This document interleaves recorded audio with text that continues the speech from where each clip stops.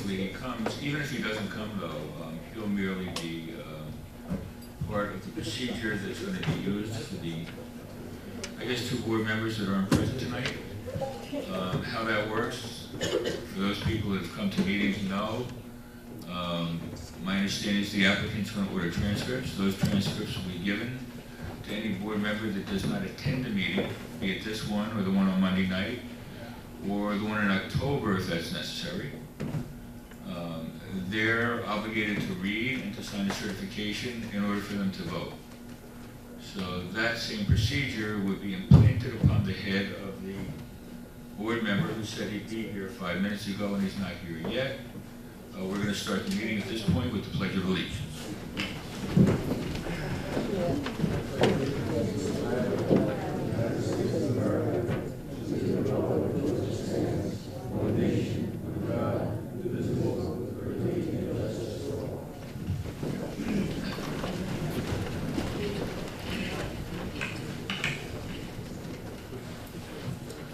As presiding officer of this special meeting of the West New York Zoning Board of Adjustment, I do hereby publicly announce that the notice requirements provided for in the Open Public Meeting Act have been satisfied. Further, I direct that this announcement shall be placed in the minutes of this meeting. I'm going to ask our board secretary, was the notice of this meeting properly published? Yes. And do you remember when that was done? Sometime last week. Notice of this meeting was properly published by the West New York Zoning Board of Adjustment last week. Said notice was appropriately published in the Jersey Journal, publicly posted on the municipal bulletin board and filed with the town clerk. Is that correct? Yes. That being the case, the Open Public Meeting Act requirements are met, and we'll now go to our agenda, which is very light. There's only one thing on the agenda, and that's the initial hearing in the matter of Meridian Boulevard, property located at 6605-15 Boulevard East.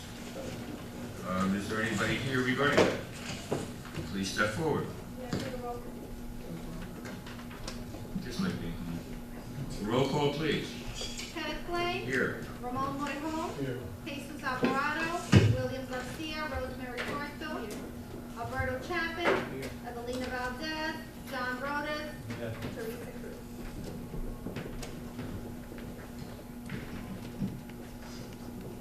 Madam Secretary, can we now continue, or did I miss something? Did I miss anything? Please. Thank you, Mr. Chairman, members of the board. For the record, Alvaro Alonso from the firm Alonso Navarrete on behalf of the applicant. I think before we continue the proceedings, I want to make sure that we don't have a problem with any of the board members having any conflicts of interest. I know that I spoke directly with the board attorney about a month ago, so he can make whatever inquiries were necessary, as well as the board secretary. And I believe there's at least one board member. I will make that inquiry. Ms. Perko, do you feel you have a conflict regarding this application? Okay, I would ask you then to please step down and recuse yourself as a proper board member. Yes, please. Absolutely. And just for anyone else on the board, the conflict statute says no member of the board shall be permitted to act on any matter in which he has either directly or indirectly any personal or financial interest. Any board member feels any conflicts. Seeing nobody else raising their hand, we'll continue with the 1, 2, 3, 4 board members that we personally have. Thank you, Mr. Chairman. If that's agreeable to the applicant. That is fine. Because And the this board- is with the understanding that you're going to be hiring, that you're going to be ordering the transcripts of those board members that aren't here. That's correct. We don't anticipate the board taking any action on this application this evening. Right, that's correct. And just to clarify, Chairman announced this application as 6605-15 Boulevard East. It also includes 967th Street, which is a property on the side on 67th Street. It's block 2, lots 9, 10, and 11. That is correct. That was my mistake. And this is an application to construct a new high-rise multifamily building containing 157 units with 160 off-street parking spaces. We're seeking a number of reliefs from the board, including preliminary and final site plan approval, subdivision, so we can consolidate the 3 lots into 1 lot, We are seeking a series of D variances, a D4, D5, and D6 variance, as well as some associated bulk variances, as well as a number of design waivers. The specifics as to which variances have been requested, design waivers, will be testified to by the witnesses as they testify in these proceedings. With that said, I have 4 witnesses available this evening. I believe that the order would be that we'll present our testimony, and then at the conclusion of the last witness, the board will open up to the public for the purposes of cross-examination. That's correct, with the understanding that the witnesses will always be available to the public to answer their questions. That's correct. Okay, this evening I have Albert Arcega, our architect, Carl Jenny, our engineer, Craig Burgoy, our traffic engineer, and John McDonough, our license plate. So we also have a representative for the applicant. It's not my intention to call him as a witness, but he's available in the event that the board has any specific questions from the applicant. And so with that said, I have Mr. Arcega sworn in and qualified.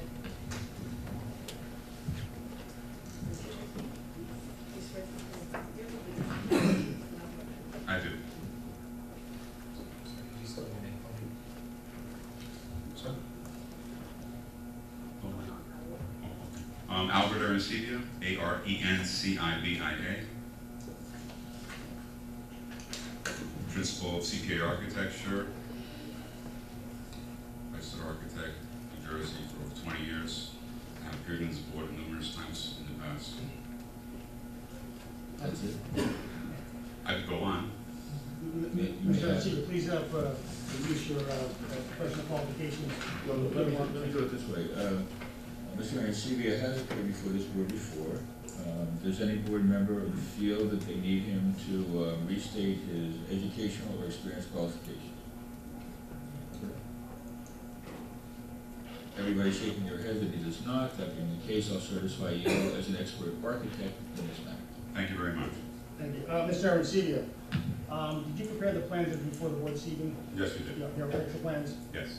Okay, and did you also have an opportunity to review a report from CME dated August 4th, 2014? Yes, you did. Did you also review a report by Remington Barrett dated September 12th, 2014 for this evening? Yes, you did. Okay, now I know that the plans that you filed were filed at least 10 days before, and those are the plans that you will be testifying to?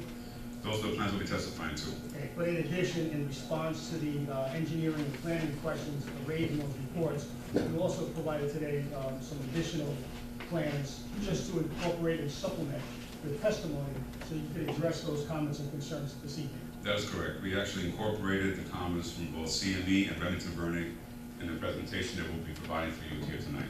Okay, the plans that we're really relying on is the original plans as they are revised or supplemented by the plans that we have submitted today. That is correct. Okay, so at this time, do you have those plans? Yes. And for the record, Mr. Chairman, I'm going to mark these as A1, and they'll be the revised.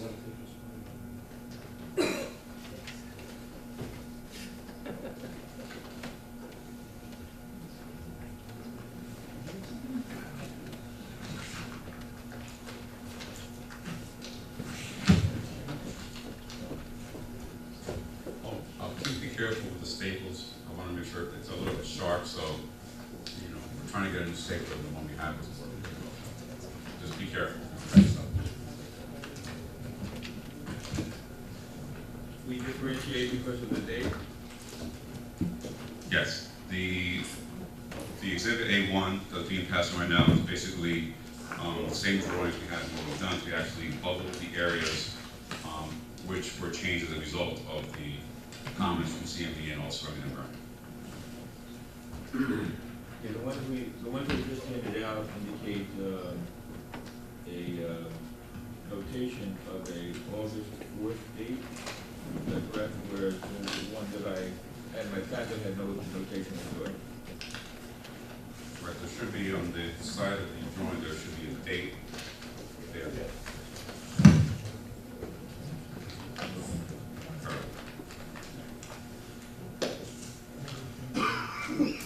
And this is the A1? That's correct. And Mr. Arcega, you also we'll be relying upon a PowerPoint presentation, which not only yourself, but the other witnesses will be relying on also. That is correct, yes. Okay, so, in anticipation of the PowerPoint presentation, I'll just mark that as A2, to use the reference. A2 is the PowerPoint. Yes. And it's basically in essence the same as you have here. The same as it looks on the plans? Yes. Okay, Mr. Ancibia, can you explain to the board currently what's on the existing site? Well, right now there's existing like a garage area, like a repair shop, and there's an adjacent house to the rear and also to the side, fronting on Boulevard East. Okay, and those are 3 separate lots. That is correct. Okay, and the intention of the applicant is to purchase the 3 lots, consolidate them, and create 1 new lot should this application be approved. That is correct. Okay, and then can you please review the proposal with the board? Sure. Just so everybody's familiar, the site location is on Boulevard East in the corner of 67th Street. If everybody's familiar with the location, that site along Boulevard East, the site is fairly flat along Boulevard East, and there's quite a grade difference from Boulevard East going up 67th Street back. The proposal is to build a new 157 residential building with 10 floors of residential and 3 floors of parking levels. So in essence, it would be 13 floors. And within the 3 floors of parking, proposing on accommodating 160 cars. Now, there's different accesses to the parking area from the site. What we have is we have 2 ingress and egress parking entrances from 67th Street, and we have from Boulevard East, we have 1 ingress and a separate egress out onto Boulevard East. So in essence, we have 3 entries and exit locations and 1 separate entry and separate exit onto Boulevard East. So total of 4. Would you go over that again? Where do you have the 3? The 3 are on 67? There's 2 on 67th Street, and each one of those entrances goes up to 2 different levels based on the grading of the street. We actually ramping the entrances within the building itself. So that makes 2. So there's 2 levels there, and there's a level on the ground floor right off of Boulevard East, which is basically the first floor of the building, which is where the lobby is located. So No, that's here. 3? So 3. I thought you said 4. No, I'm sorry, it's 3. Actually, correct. Well, that's why I was confused. Okay, one of the things in the building that we have the access to the lobby area and the parking on the ground floor off of Boulevard East is basically a recessed area. So in essence, you're actually driving your car underneath the building, sort of like a portico share, but instead of projecting out, it's actually built into the ground floor of the building itself. By doing that, you're able to have people able to drop people off, go around the rotunda and come out again. And you also have people who have a separate entrance directly into the parking if they actually live in the actual building itself. So it gives you a lot of flexibility as far as maneuverability from the site. The 2 levels that create the 2nd and 3rd floor basically accommodate a different number of parking spaces, and they have the layout of the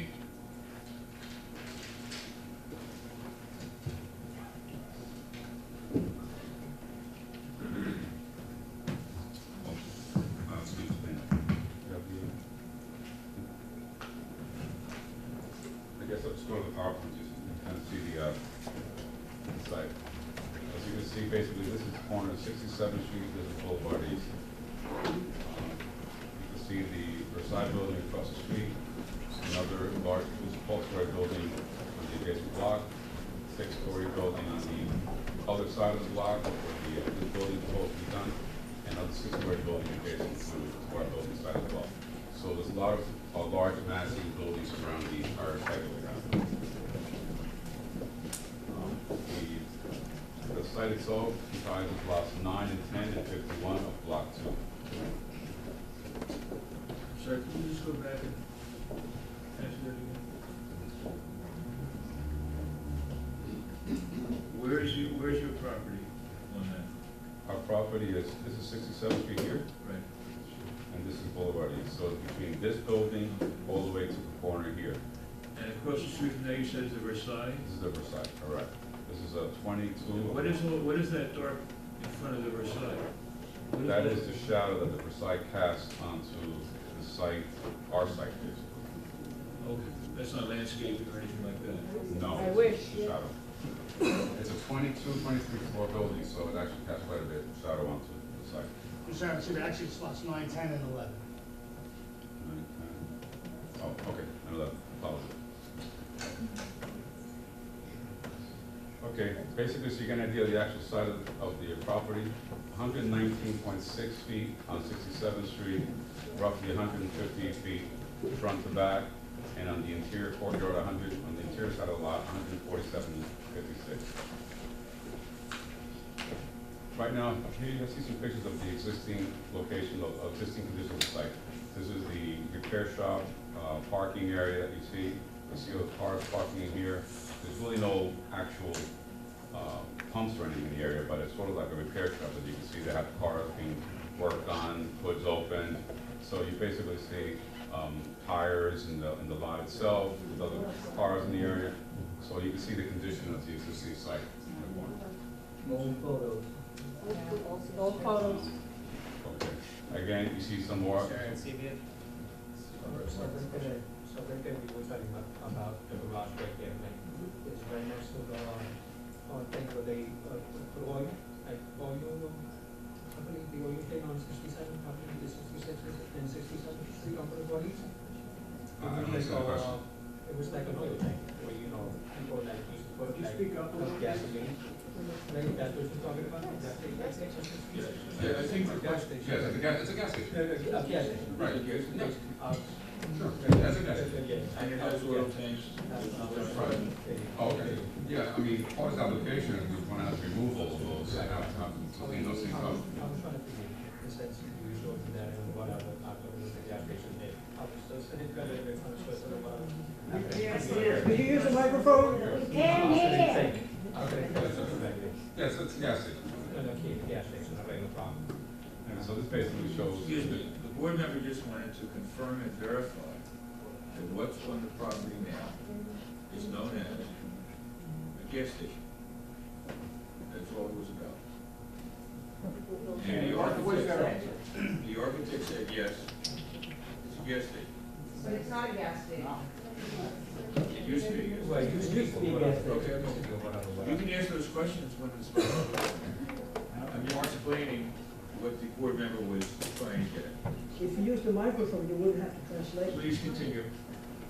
Okay, again, you see some other pictures of the Liberty site. Here you have this house, which is basically not going to be part of the site itself. You see the adjacent building on the other side of 67th Street, 67th Street over here. And the picture below, again, you see the reverse sign. Again, you see the shadow that's going onto the site location. But again, you also get to see the other higher elevated buildings basically flanking the block, and on the other block, and of course, just right down the street, you have the Galaxies, which all the buildings as well. Okay, here you see it again. This is basically Versailles across the street. You can see the mass and the scale of that building, and you see the other building adjacent to us. How many floors are in the Riverside? I believe it's 23 floors. Do you know how many units? I'm not aware. I'm sure when somebody comes up, they'll tell me how many. I heard 207 from the crowd. 70? I think I have it on my phone. Mr. Chairman, I'm just gonna ask that we maintain some order in the proceedings. I think- Public not, since we're early on into this. I think the line's bending a little bit, but I don't think it's been crossed. Please continue. Right, so this is what we're proposing to build on a new site. So you can see a nice modern building, clean lines, projecting balconies on the corners, a lot of interesting detailing, very rich, some color brought into the corners of the building itself. A nice, beautiful canopy effect on the top that's also replicated on the ground floor. With built-in signage as well as some landscaped area. We have both an outdoor terrace for the penthouse area, but we'll get into those details a little later. But just to get an idea, a very elegant building, beautiful massing, a lot of articulation in the facade of the building itself, including some up and down lighting, and it'll create a lot of drama and interest into the actual side of the building. I can't see the front. I noticed that you have balconies, I guess, on the north and south side. This is the balcony, this is But this there are also balconies on the east, on the east side facing the river. There's balconies on, this is the northeast, and this would be the southeast. Okay, so there's nothing on the front of the building. That's correct. Okay. Just on the corners. Basically, we clip the corners back again, and we actually put the balconies, we projected the actual slab of the actual balcony in order to create a nice, clean, interesting, crisp. Do any of those edge to the building. balconies hang over the right-of-way so that you would need a Board of Commissioners easement? Yes, they do. Which, both or one? All of these going up. All of them? They Okay, basically project, I believe, we have to projecting, I think it's roughly a foot. okay. On both the north and south sides? Yeah.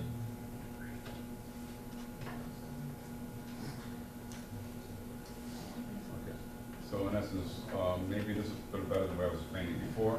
You see here the first floor, the ground floor plan itself. This is Kennedy Boulevard, and what you can see here is you basically see the 67th Street, and you see the entrance into what is the portico share, interior portico share. You can sort of see in this little rendering that we have over here, the canopy entrance at the center of the building itself, and you see this, basically this is the entry into the parking area here. Where straight ahead of you, you see the garage door for the resident in the building. However, if you do not want, if you just want to pick someone up, drop somebody off, deliver a package, whatever, you can just go and park underneath the building itself, where you could actually use the portico share underneath the building itself and be able to do all those functions. You can see here the car exiting on the other access way. So in essence, what you have is you have a one-way in and you have a one-way out on the Boulevard East side. So you can come in here and you can actually just wait and get into your parking space and park on this floor, or you could leave from this gate and then come back out to the street, or you can come down here, park here, drop something off, and then you can, again, you can leave from this location. On this floor, as you can see, they have a nice large storefront entrance, so it has a nice lot of presence at the beginning of the front of the building itself.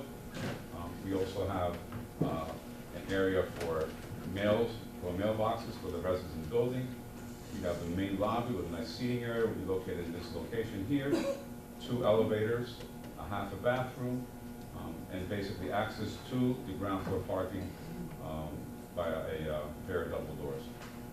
On the ground floor, we have 3 handicap parking stalls, 1 being a van accessible, and the rest of the parking spaces are for the residents in the building itself. I believe on this floor, we have 50 parking spaces on this floor, and 3 of them being ADA parking. Please note also, on the corner of the building in here, we also have sort of like an office, main office for leasing and so forth of the building. And on the opposite end of the corner of the building, 67th and Kennedy Boulevard, we have sort of like a valet drop-off area. So like if packages are being delivered, instead of like sitting in the lobby, they could actually put them in a locked storage area, so nobody would have access to them. So has a nice simple flow in and out of the entrance for people coming in to visit someone or to actually drop somebody off or going into the parking itself.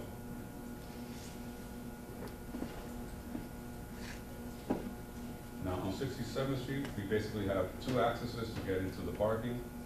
This is the second floor parking, which is basically the first entrance off of 67th Street, and it's a 2-way aisleway where we have parking alongside. What you do is you're basically coming into the space and you start ramping at a 6th degree, and then you come up a little bit to this level and it kind of flattens out.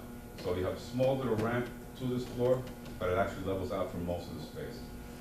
On this floor, again, you can see we have additional ADA compliant parking stalls. We have in the corners, we have bike racks that we're providing. We're also providing something that's like a dog training pound area within the actual building itself. So it's within the building itself, they can go in there and play with their dogs instead of having to walk the dogs outside. They can actually go in there and do something within the premises themselves. And that's only for the tenants of the space itself. There is actually a dog path right across the street on Kennedy Boulevard there, so that's not the reason for this. This is basically for like an indoor, play area for the dogs that they have. Again, you see the 2 elevator lobby, access off of the parking area. On this floor as well, you also have the trash chute with a recycling. Basically, on each floor there's a chute, garbage ends up down here. So what happens is, depending on the number of times a week, the container comes out, is rolled out to 67th Street, where it gets picked up by a hauler. On this floor, there was 53 cars we are accommodating on this particular floor here.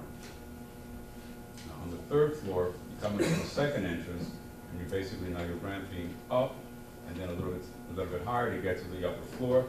And then on that floor, you basically have, again, more parking spaces. You do have some bicycle rack in this area here, and corner areas for utilities for the buildings that we're going to be requiring for all the utility, electrical, and so forth and so on. Basically, so the 3 floors are very similar in nature. However, there are some amenities that are added onto the other floors.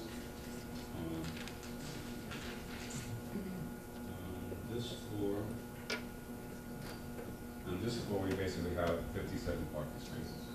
So the total of 3 floors is 160 parking spaces. That's what we accommodate on the 3 floors. Now, after the first 3 floors, we come to the first residential floor, which is basically the 4th floor. And what we have on the 4th floor is you access the elevator, you have the center hall corridor, and we also have off the lobby itself area. The way the building is sort of like a U-shaped building, so you have like an open courtyard area in the back. So we're actually going to create sort of like a green garden in the back of the building on that level, on the 1st floor level in particular. So all the residents of the building from the elevator lobby here will be able to walk directly out into that courtyard. There'll be a nice storefront here, so we'll throw a lot of light into the lobby itself. And again, it's an amenity for the residents in the building itself. Now this courtyard itself is roughly just going to be about 1,200 square feet of space that we're proposing to put in there. On this floor, we have a number of 16 units, 1 3-bedroom unit, 1 1-bedroom unit, and 5 2-bedroom units. Plus we have 9 1-bedroom plus den. So total of 16 units for all of those. What do you mean by den? We don't An have area that. for a den, a dining, an office. It's a big open space. We're gonna have to look at that, because we don't do dens anymore, you know. Call it a dining area. But it's an open space. There's no casing, there's no doorway. So that's basically what it's used for.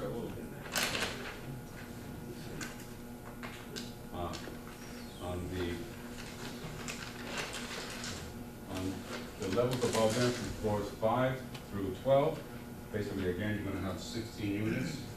On these floors, basically we're gonna have 1 3-bedroom, 10 1 plus den or 1 plus dining, or whatever we're gonna take a look at. And we have 5 2-bedroom units as well on this floor. Now, on the penthouse building itself, we're gonna have 13 units on this floor. Please note in the center of the building itself, we're gonna have an outdoor deck, which is gonna also be adjacent to a new gym, business center area, a little kitchen area with counter stools, and also a little storage area, all facing Boulevard E. You can sort of see here this little rendering to the top right. We're gonna have sort of a canopy, kind of creating some type of an interesting from the shield the space people here. Canopy shielding the people there from the sun directly. So this is gonna be an open area with like an open canopy. And what you see here is you see in the little sketch below the projection of the actual canopy above. It's sort of like a canopy that projects above, which is sort of the same detail that we have along the edges of the building for this floating canopy, so that as you can see, this corner balcony is actually open to above. So it gives it a nice, really interesting look to it, as far as also when the sun hits it, you have some nice interesting shadows onto the actual building itself. But the idea is to sort of keep the same detailing at the front that we're repeating down, also in the entrance, and kind of replicating it on the corners of the building as well.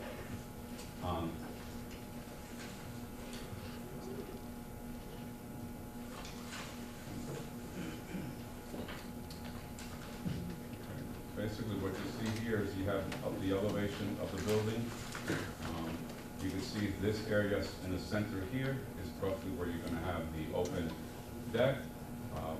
We're proposing having some nice large green evergreens on the top there, and sitting in some like large pots, fit them and secure them, and have the Meridian sign also along the opening, in between the openings of the deck overlooking New York City. Please note again, see that the canopy we have on the top, we also have the canopy on the bottom, and those little details that we have on the top, with that floating canopy like I was showing you before, there's also little details that we have even in these areas down by the parking area, sort of again to re-emphasize the same details carried out throughout the building itself. We have some detailed metal work on this floor, as the first two floors are the parking structure, proposing on putting some sort of like a tight mesh on the openings themselves in here. So visually you'll see a glow of light, but you won't be able to see any parking or anything to that effect. So it'll look just like a habitable space. You won't be able to see the cars in the area. And here, right above the main entrance, we'll have a little more detail, more articulated metal grille work in the center section of the building itself. You can see here again, basically the slight pitch on Boulevard East. Here's the entry of the car. You can see how it slowly drops down. We have also set back the building on the corners in order to provide landscaping and planting on the corners of the buildings here. We have a water feature and some landscaping in the middle of the portico share, right in the middle of the building itself. And we have some additional landscaping and trees along the other end of the building. So the building is flanked with nice landscaping on all sides. And you're serious about the landscape? Yes. I mean, unlike Meridian, Park Avenue. No, I'm asking you a straight question. We set the building back. After this architect, I'd like to see the developer's representative about this also. I don't think there's no problem. Please continue. We plan to set back the building up to accommodate it. No, I understand you're showing the plans. I just want to make sure that we effectuate. Okay. Again, you see this is basically the 67th Street side, and you can see the pitch of the street there, how it drops down. Again, you see this is the one entrance to the second floor level. This is the entrance to the third floor level of the apartment. Again, please note that the details of the building itself are carried out throughout. These canopies that we created in front are also being re-emphasized on the sides of the building. So in essence, what we're doing is we're actually bringing the details that we have from the building around the other sides of the building, so it basically ties the whole building together. But you can see again here, we have the landscaping, this general area of the building, in between, and all the way coming down here, and this wraps around to the front itself. This is a little study that we did to show how the parking actually works. Basically coming in, a slight ramp into the parking, 6 degrees, then it sort of like drops down and you flatten out. This is the second floor, you come up just a little bit, and then the whole floor here flattens out. The third floor levels, you come up, do a transition ramp, you ramp up steeper, and then do a transition ramp at the end, and then it flattens out for the rest of the area. So we have taken precautions to make sure that all the dimensions and the heights work correctly, and just works well within norms. Well within norms. I'm sorry, what was the ramp angle again? It first is a transition at 6 degree, and then it's 14. For the steep one is 14, and then 6 degree again. It's 6 degrees, 14 degrees, and 6 degrees. Again, some of the this is sort of some of the detail for the Meridian signage, so you get an idea of the size. Of course, it's a large sign, but it's also a little bit up in the air. So basically, it measures roughly about 8 feet by around 11. This sign here is going to be internally illuminated, so it's going to be rear-illuminated. Just to get an idea, this is the sign that we have right at the base, which is going to be a sign sort of around the planting and also the water feature that we'll be having around it. So sort of this is all like a cascade waterfall underneath that goes with the surrounding the planting. So it's a sign that's integrated into also a water feature and also landscape in front of the building. Here you see the blade signs that we have on the side of the building as well. We have them on this corner of the building as well as this corner of the building. So basically, again, it's the Meridian sign. There'll be light to it, but they will not be illuminated themselves. So they're gonna be like one story above the sidewalk, Well, a little bit more. A little more. 1.5, Roughly, yes. 1.5. So they'll be very visible, anybody walking by on Boulevard East. You should be able to see, yes.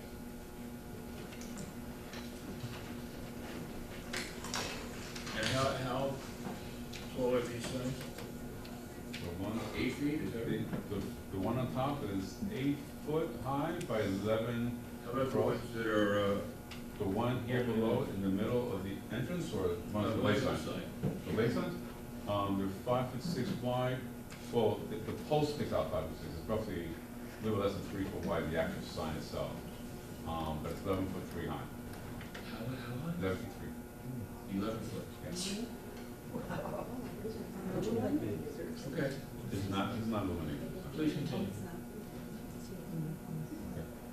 Again, here what I'd like to show you in this rendering is you basically see a nice shot basically of the building, and you see the car, you have an entrance into the portico here underneath. You see the lighting that we have on each of these columns here that basically are going to shoot up and down the building itself.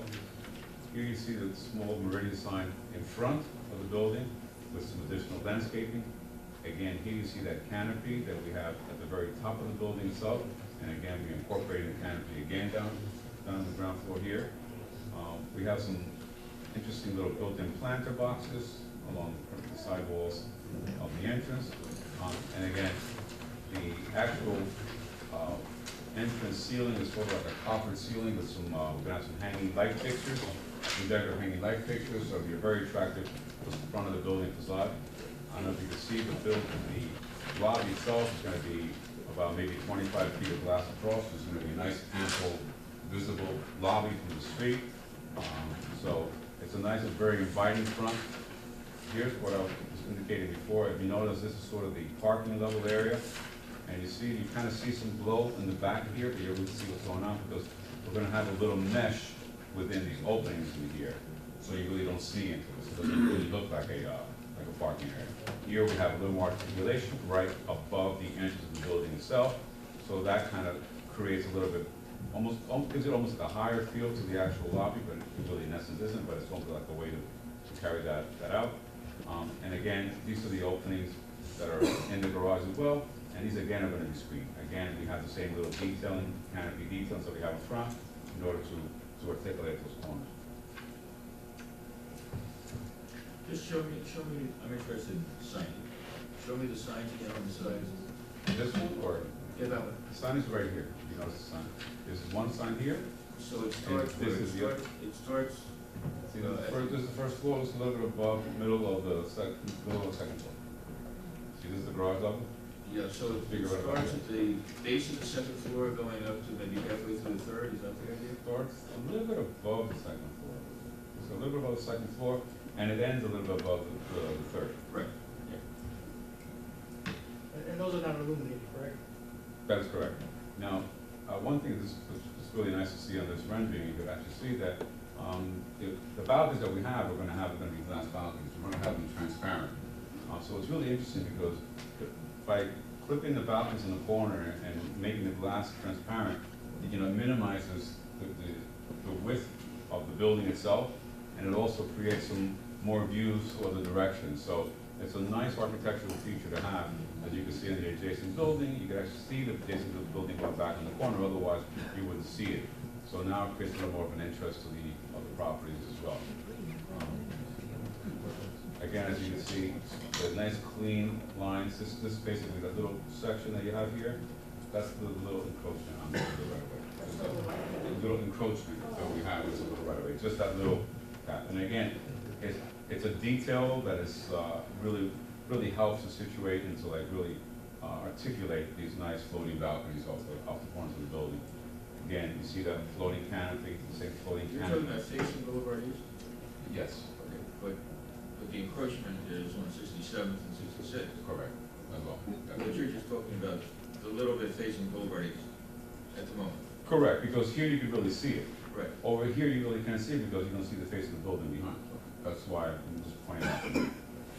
Mr. Chairman, just for clarification, those projections onto Boulevard East will be subject to the county planning board for purposes of any easements or enforcement agreements on 67th Street with the mayor and the board of commissioners. Well, that would be if the board wanted to approve documents at all.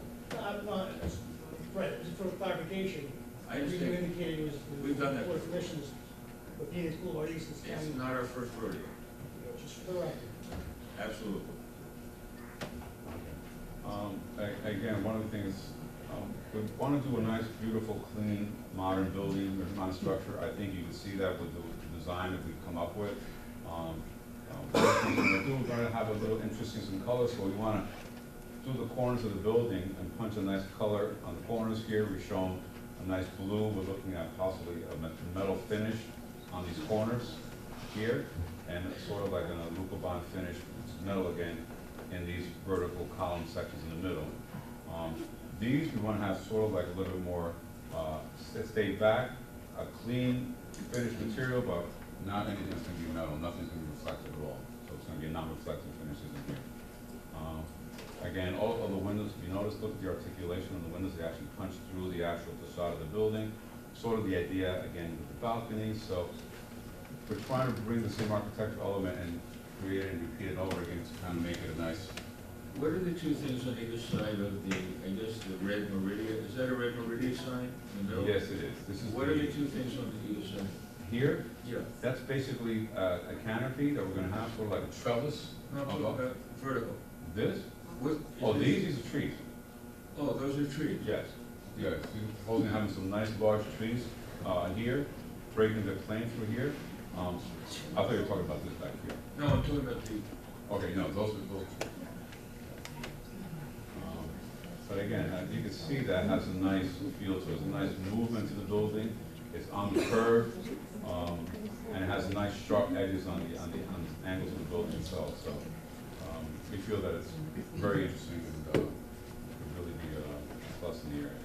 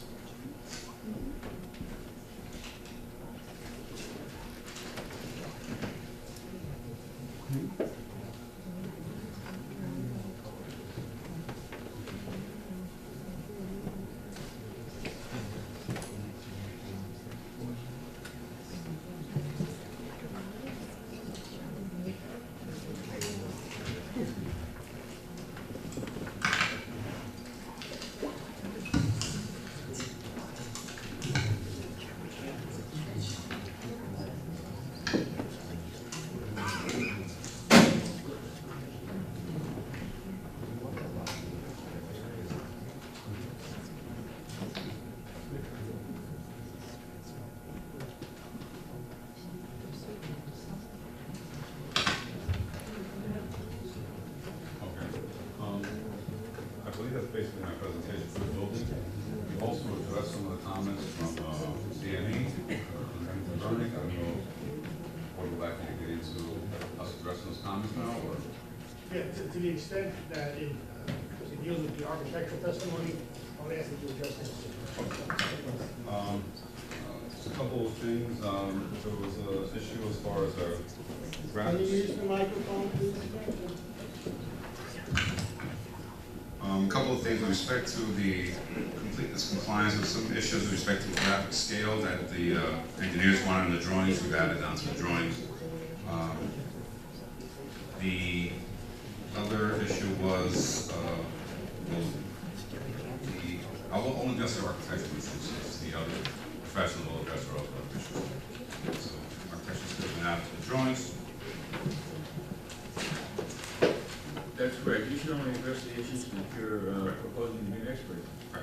Now, there's something about the parking layouts. We actually revised the parking layouts significantly. We've upgraded some of the parking stall sizes and parking location. We actually shifted some of the locations of the 88 parking spaces based on their requirements and suggestions, and we've actually made that work actually better. So that was a very good suggestion on their part. Well, quite frankly, when we get, when we're done with all of the applicant's presentation, and after the public asks all the questions, board members and its consultants will also have an opportunity to ask questions.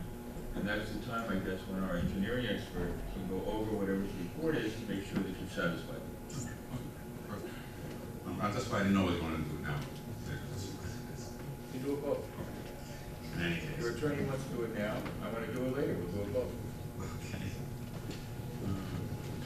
A lot of these issues have to do with the civil engineer, and Mr. Jenny will speak about a lot of these things.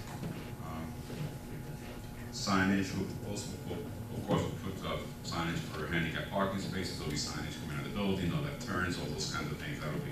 That'll be done throughout. Security cameras, of course, we'll have security cameras in buildings.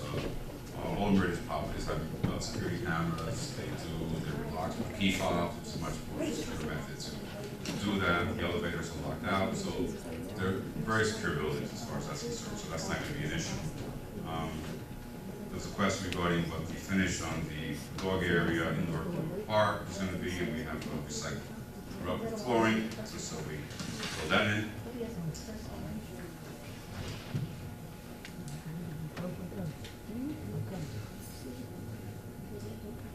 Mr. Aracino, you indicated that you were referring to the Remington Barnick report, but you actually, This is CME. CME. We're referring to both. This is some CME first, and we also worked on Remington Barnick as well. Even if you make, Mr. Alonso, even if you make a mistake, at the end of the day, when it's the engineer and the planner's time to ask them, they'll be asking about their report.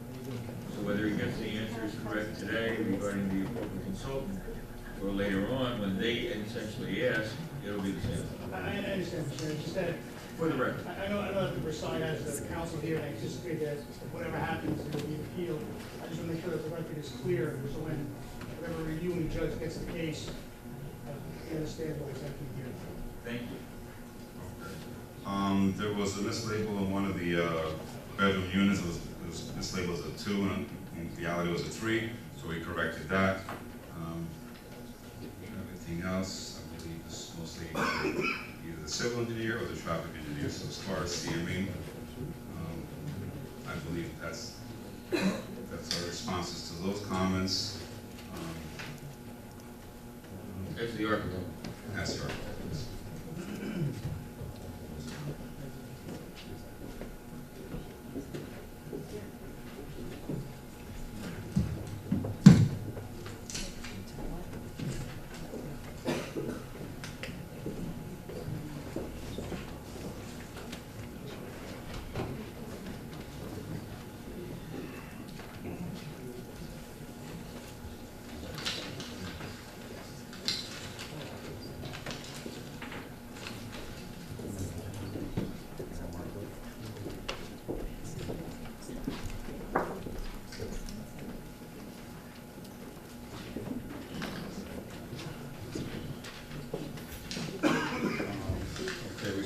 To Remington Barnick's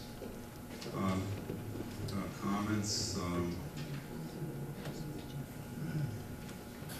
There was some questions regarding the density, and the density as their chart indicates is correct, so we agree to that. The height of the building actually is a little lower based on the actual grades that we got from the surveyor. So whereas if we really say 153 feet, it's actually up to 150. But those are some grading issues that we took care of. For ratio, all those comments seem to be correct.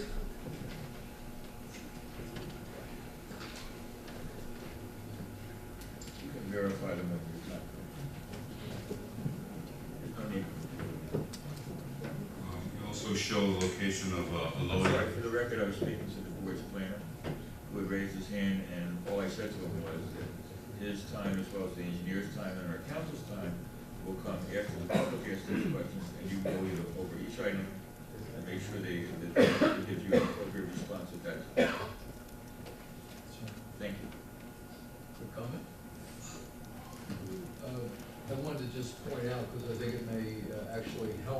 in that I really did not make specific architectural comments in the letter.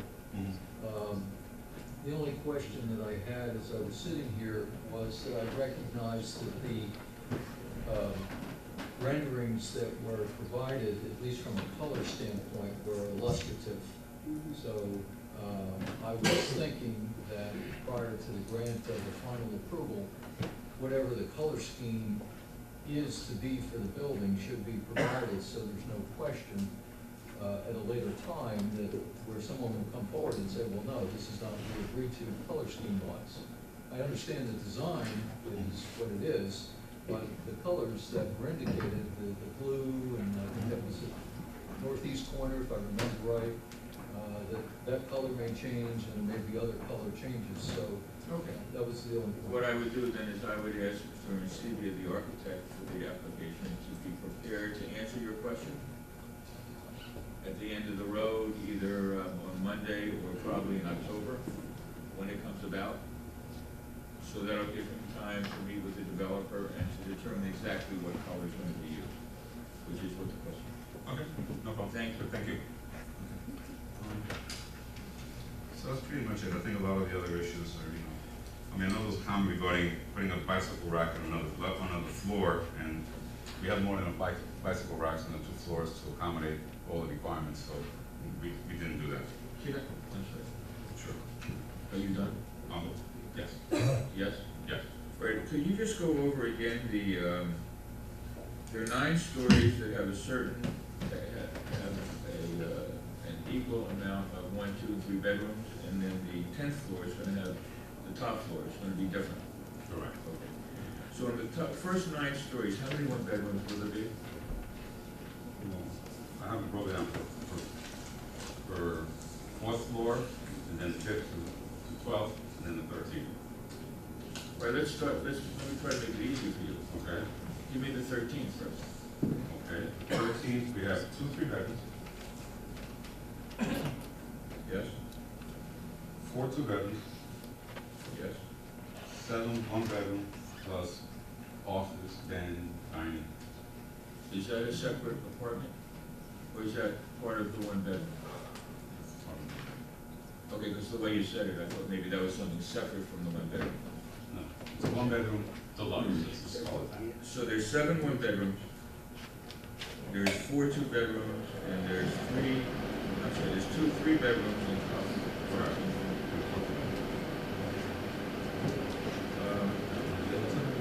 Yes. 1 3-bedroom. Okay. 10 1-bedroom deluxe. 10 1 bedrooms. And 5 2-bedrooms.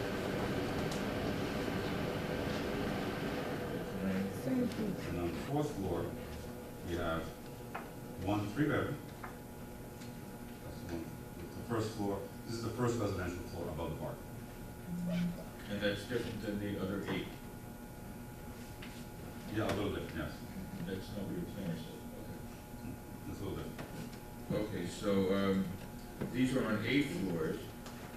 8 floors the top floor and the first floor above the garage, right? Correct. Which would be the 5th floor. That's 4th floor. 1 3-bedroom.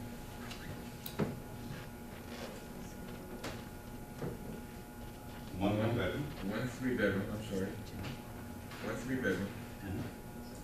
1 1-bedroom. 5 2-bedrooms. And 9 1-bedroom deluxe. You want to put them all together? Yeah, just So tell it'll me be how 10 many 1 bedrooms, whether 10 they're one less or bedrooms. not. 10 1-bedrooms, 5 2-bedrooms, and 1 3-bedroom.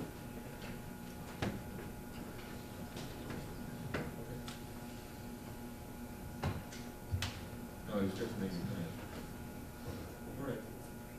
All right. That's testimony of your, That concludes Mr. Arecibo's testimony. If the board has no further questions, I'll well, call. no, the board isn't ask questions. Yeah, we're gonna ask questions after the public. Okay. I just did things to clarify that I didn't know, so I can contemplate this. Thank you. Mr. Jennings? Would you do me a favor though, because I did make a mention of Sure. something, would you ask the developer's representatives to come forward? Because I have a question about that. Yes, sir.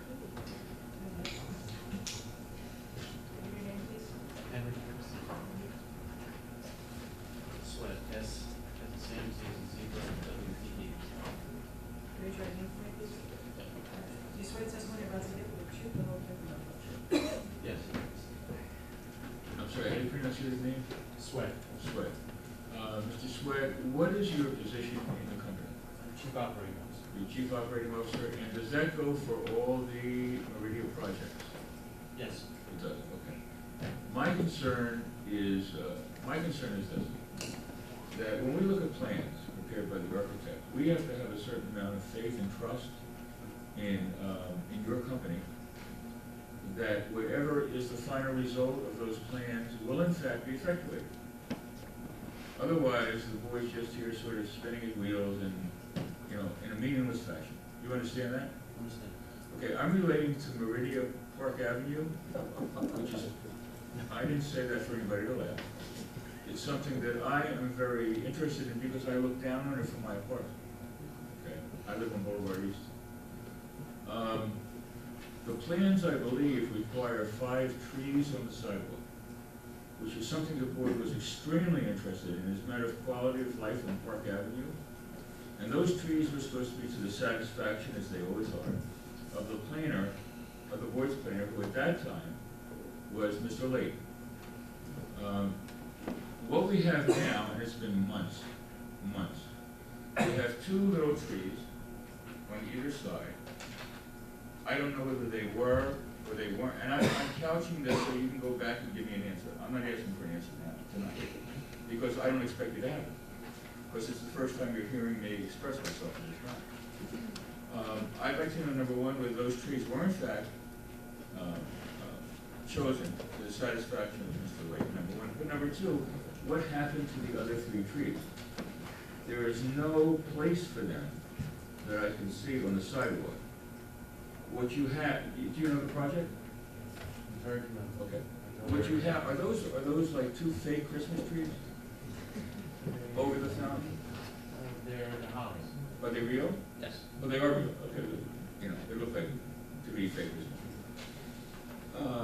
What you have are two, I'm gonna call them Christmas trees, over a fountain, set back in a very nice way that accentuates the project, but there's nothing for the sidewalk, where the plans showed that the other 3 trees were supposed to be.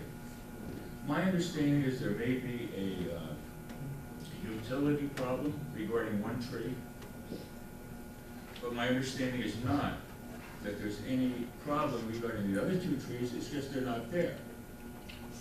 So it seems to me, and I'm sure you can disabuse me of this, that for some reason, somebody has taken it upon themselves to change what was in the plans that were approved by this board without coming before this board. You understand my dilemma? Yes, okay. Sure. I know Mr. Sweat has not answered any questions yet. Yeah. We've asked him a couple of questions. Right. In the event that he does answer anything, like you just asked him, swear.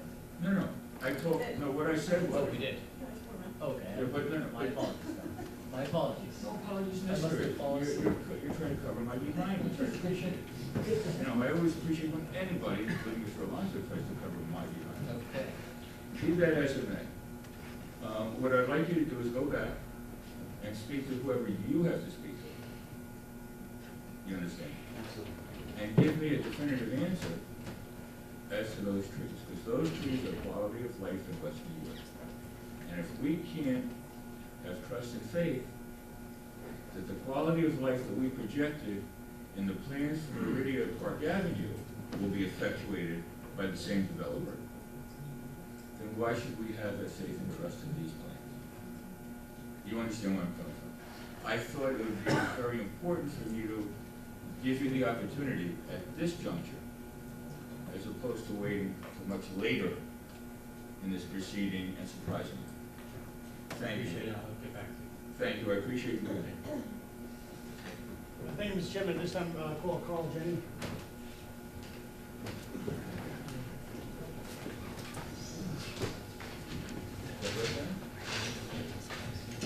Right. Oh, I'm sorry. I didn't be sworn in, but we need a break. At least one of us does. I think he took a look at you and he said, I need a break. Why don't we swear him in after, okay, why don't we take, how long do you need? 10-minute break? Come back at 5 after 8. But we need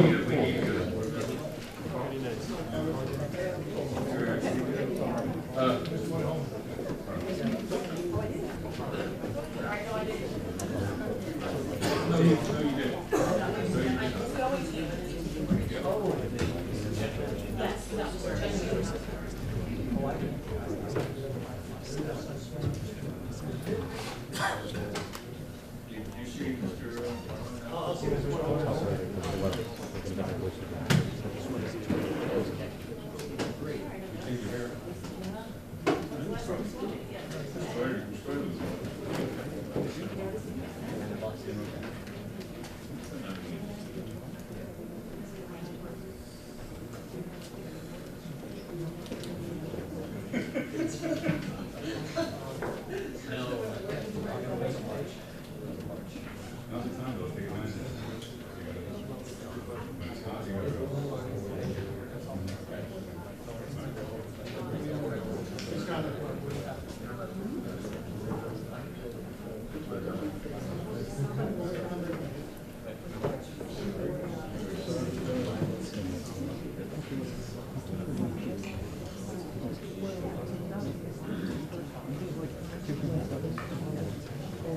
Okay, I think we're ready to reopen the hearing.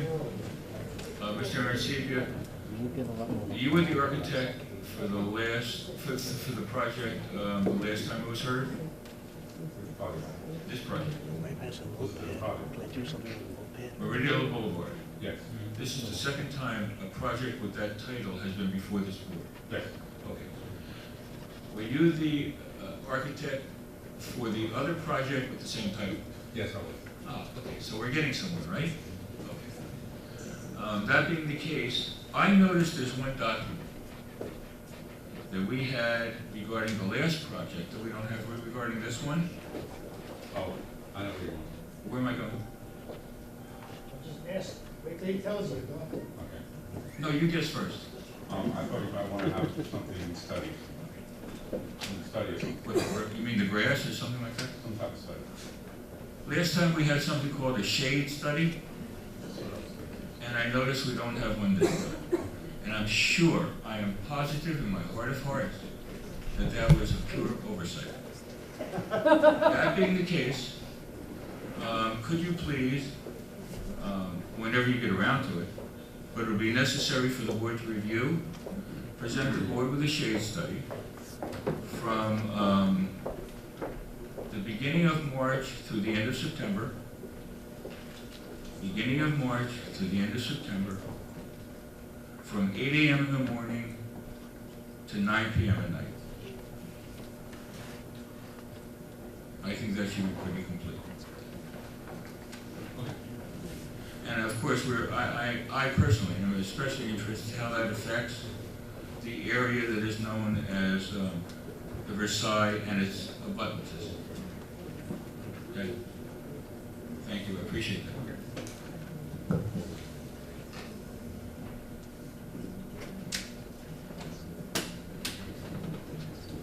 Mr. Jenny?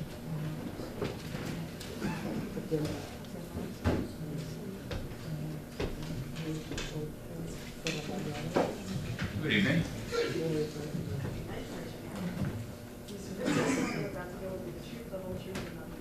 I do. We got the name, address, everything else. Mr. Jennings, I guess you haven't appeared very often before this board, and we also have new members of both. That being the case, would you please describe for this board, state for this board, your educational background and experience? Absolutely. I'm a graduate engineer from the Stevens Institute of Technology. With a Bachelor of Engineering in 1975. I'm licensed in New Jersey since 1979, New York since 1981. I am the Planning Zoning Board Engineer in Guttenberg. I have been since 2003.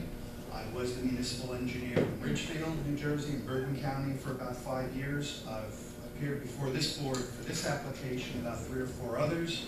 I've been before the North Bergen Board, the Union City Board, the, who else down here? I think in Hudson County, the Planning Board, the County Planning Board itself, and numerous towns in Bergen County and as far south as Cumberland County. Does any board member have any questions regarding this proposed? Yeah,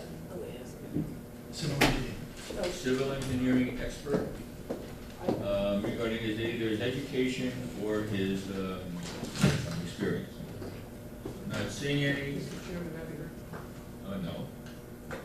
Not seeing any, I will, I'll place my objection on the record. Okay.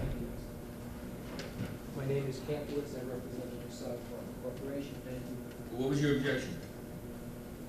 To this individual's qualification, one specific qualification, procedural issue. You mentioned he's planning currently and has been for many years, the planning and zoning board engineer for Gutenberg. My understanding is that this property lies within 200 feet of the borough or town of Gutenberg. And I raised that to the board and the board's attorney's consideration as to whether that is an issue, particularly if there are any members of Gutenberg or any facilities in Gutenberg that have been subject to this individual's review. This is strictly a technical issue, procedural issue. I'm not here to question necessarily his professional credentials, but yet there are issues having to do with procedures, perceived conflicts, et cetera, that I raised from the board's consideration. Mr. Cantor, you came in a little late regarding the last Meridian Boulevard application and hearing. This is the same issue that was raised by the public, and it's my memory, Mr. Alonso, tell me whether I'm correct or not, it's my memory that our attorney at that time decided that there was no conflict regarding the issue that you're presenting now. Absolutely, no. I certainly thank you for presenting it to the board. You were not aware that it had been raised before. Exactly the same witness, exactly the same issue, and that's what the board will stand for. Thank you. Thank you, Mr. Cantor. Is that correct? That is correct. Please continue. I understand no board member has any questions of this proposed civil engineering experts, educational or expertise or experience, and therefore will permit him to testify as such. Sorry? Okay. Your next witness? Where'd you put the pointer?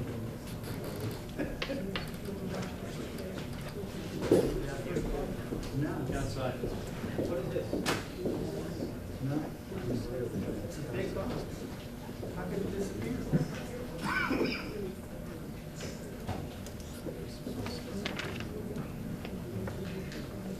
It is out. It is out.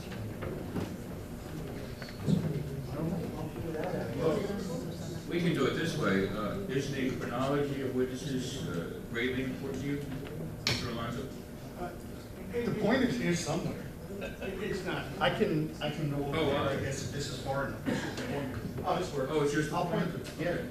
I'm sorry, I thought it was your testimony. No, just the No, it's pointer. Mr. Kennedy, before you testify, can you please identify for the record what plans or reports you have submitted as part of your this application? Yes, the initial submission was a set of plans as identified in the CME review letter, which had a date of May 30th, 2014. There was also a stormwater management report dated May 30th, 2014. And as part of the plans that the board received today, those sheets have been revised and they have a revision date of September 17th. That's A1. As part of A1, yes. A1 includes a revision to those documents with a revision date of 9/17. Okay, at this time, I'm going to ask you to review those plans and reports with the board. Okay, what I've done and what the presentation will show is we have addressed the comments that Mr. Russo had laid out in his review letter. Those have been incorporated in the plans that are Exhibit 1. I only received the Remington and Vernon planning documents today at about 2 o'clock, so I can talk about those comments, but I haven't made any corrections to those documents. The first sheet. It's on the board. It's blank. I can talk to that too if you want, but it's better to do something. First sheet is C100. This plan, as part of Mr. Russo's comments, previously showed a significant amount of information. It showed the layout information, it also showed the grading information, and it showed the utility information. I have taken everything off of the plan except for the site layout information. This actually, the existing conditions underneath really don't show up too well on there. Could you maybe try to darken that up a little bit?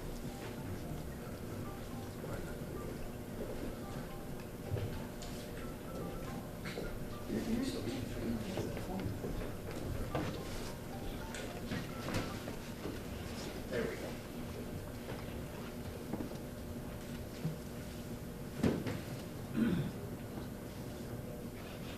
That's good. Okay, so C100 sheet is now just the site layout plan. It is the proposed layout of the building and the landscaping and all of the site work. Superimposed on a survey.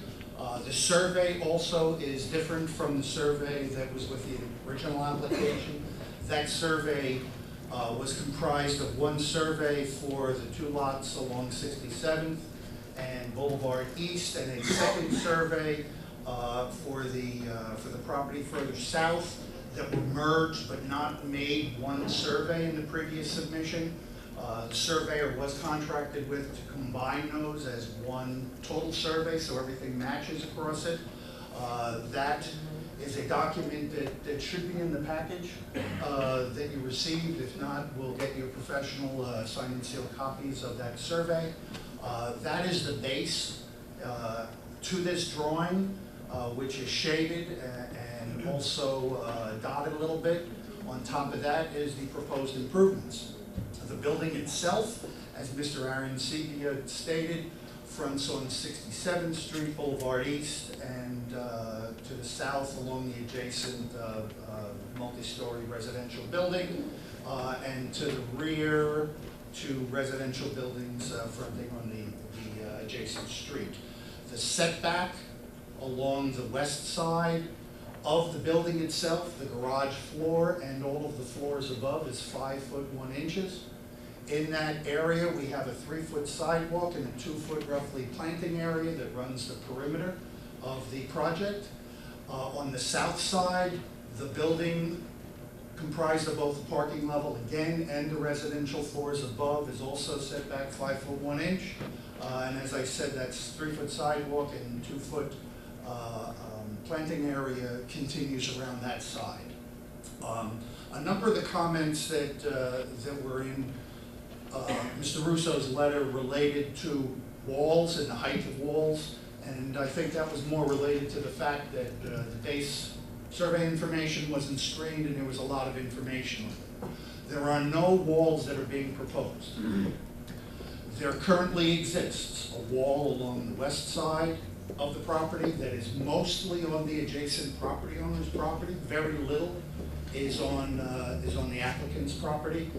And there's a retaining wall on the south side, 95% of which is on that property to the south. Because those properties are a different elevation than ours, and those walls are not on our property, while we could remove the walls and make the grade consistent, until we have agreement with those property owners, we haven't proposed to do that, although if they were amenable, it would make sense to eliminate the walls entirely. So what we have done is we've maintained those walls and are providing, after our foundation is dug, we're putting soil back to construct that walkway and those planting areas at the same elevation that it exists now. Basically what we have is the ground to the south is about 5 to 6 foot lower than the Dado property, which is the residential property that was added to this application since the first time. So therefore, that property, our existing ground, just to the north of that property line is about 5 or 6 foot higher than the adjacent property. The wall is mostly on the adjacent property. We're keeping that wall and we're raising our soil. After we excavate out, build the foundation, put the foundation wall in, we're putting the soil back to maintain that wall. The same thing on the west side. There, our property is a little bit lower than the property to the west, but again, those retaining walls are mostly on the adjacent properties. So we're not proposing any walls, we're not proposing any fences because they're not on our property and they exist already. We will be putting our grade between those walls and our proposed foundation after it's built back to the grade that exists now to maintain the stability of those walls. Because of the fact that the ground comes up so steeply from Boulevard East, and there was a wall, the existing Dado property actually goes out into the right-of-way to some extent. There were walls that extended into the right-of-way. We have to put a stairway on that walkway in order to be able to get from the Boulevard East level up to that height. There's also a small stairway to be able to go down onto 67th Street. That's the walkways around. Along 67th Street itself, the residential floors above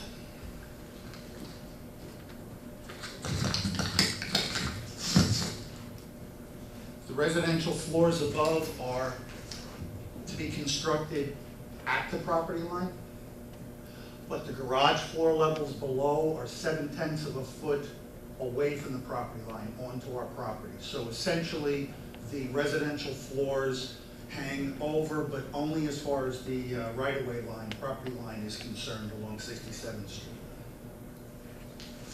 Along Boulevard East, I'm sorry, would you repeat that? the garage floors along 67th Street are 8/10 of a foot south of the right-of-way line of 67th Street. In other words, 8/10 of a foot onto the applicant's property. The residential floors above that extend out to the property line. The balconies don't go over? The balconies go over further at the corners, but I'm talking about the wall of the building itself. I'm talking about that. The balconies go over, as Mr. Arancini had stated, they go over in the front into the county right-of-way and to the north On the municipal right. into the municipal right-of-way. Thank you. Along Boulevard East,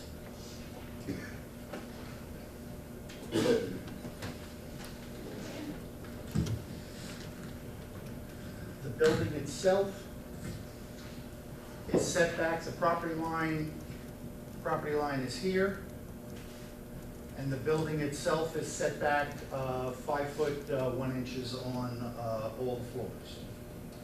On what? Your voice drops. Yeah, I think I have, I found something in my notes that doesn't seem right. Excuse me, sir.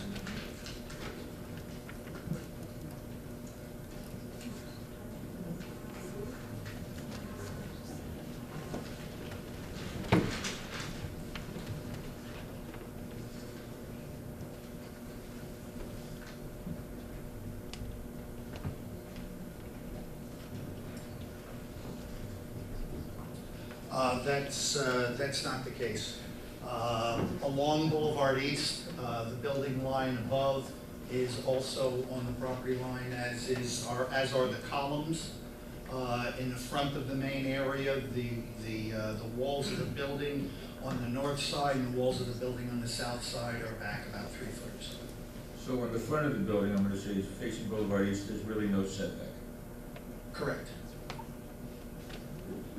Plus, you have the balconies that extend out into.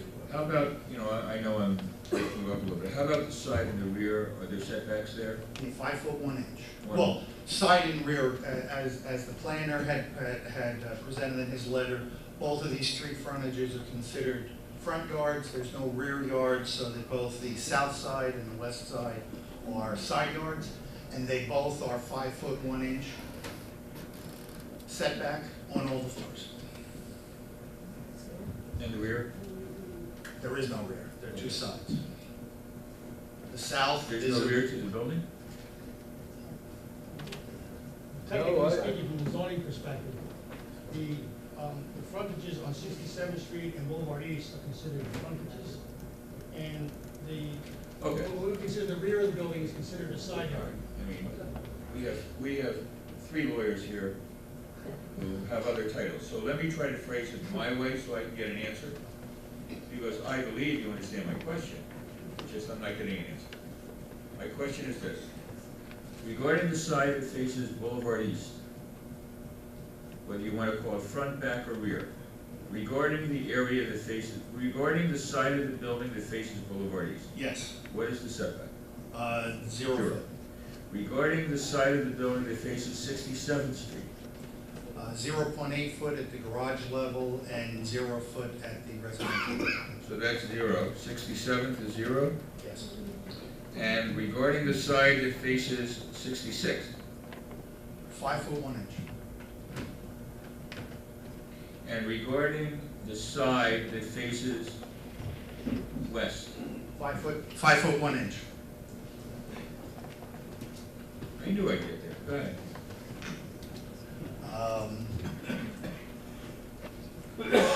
As Mr. Aaron Sabia had described, there are two-way driveways, 2 sets of two-way driveways on 67th Street, one that goes to the 2nd parking floor, one that goes to the 3rd parking floor.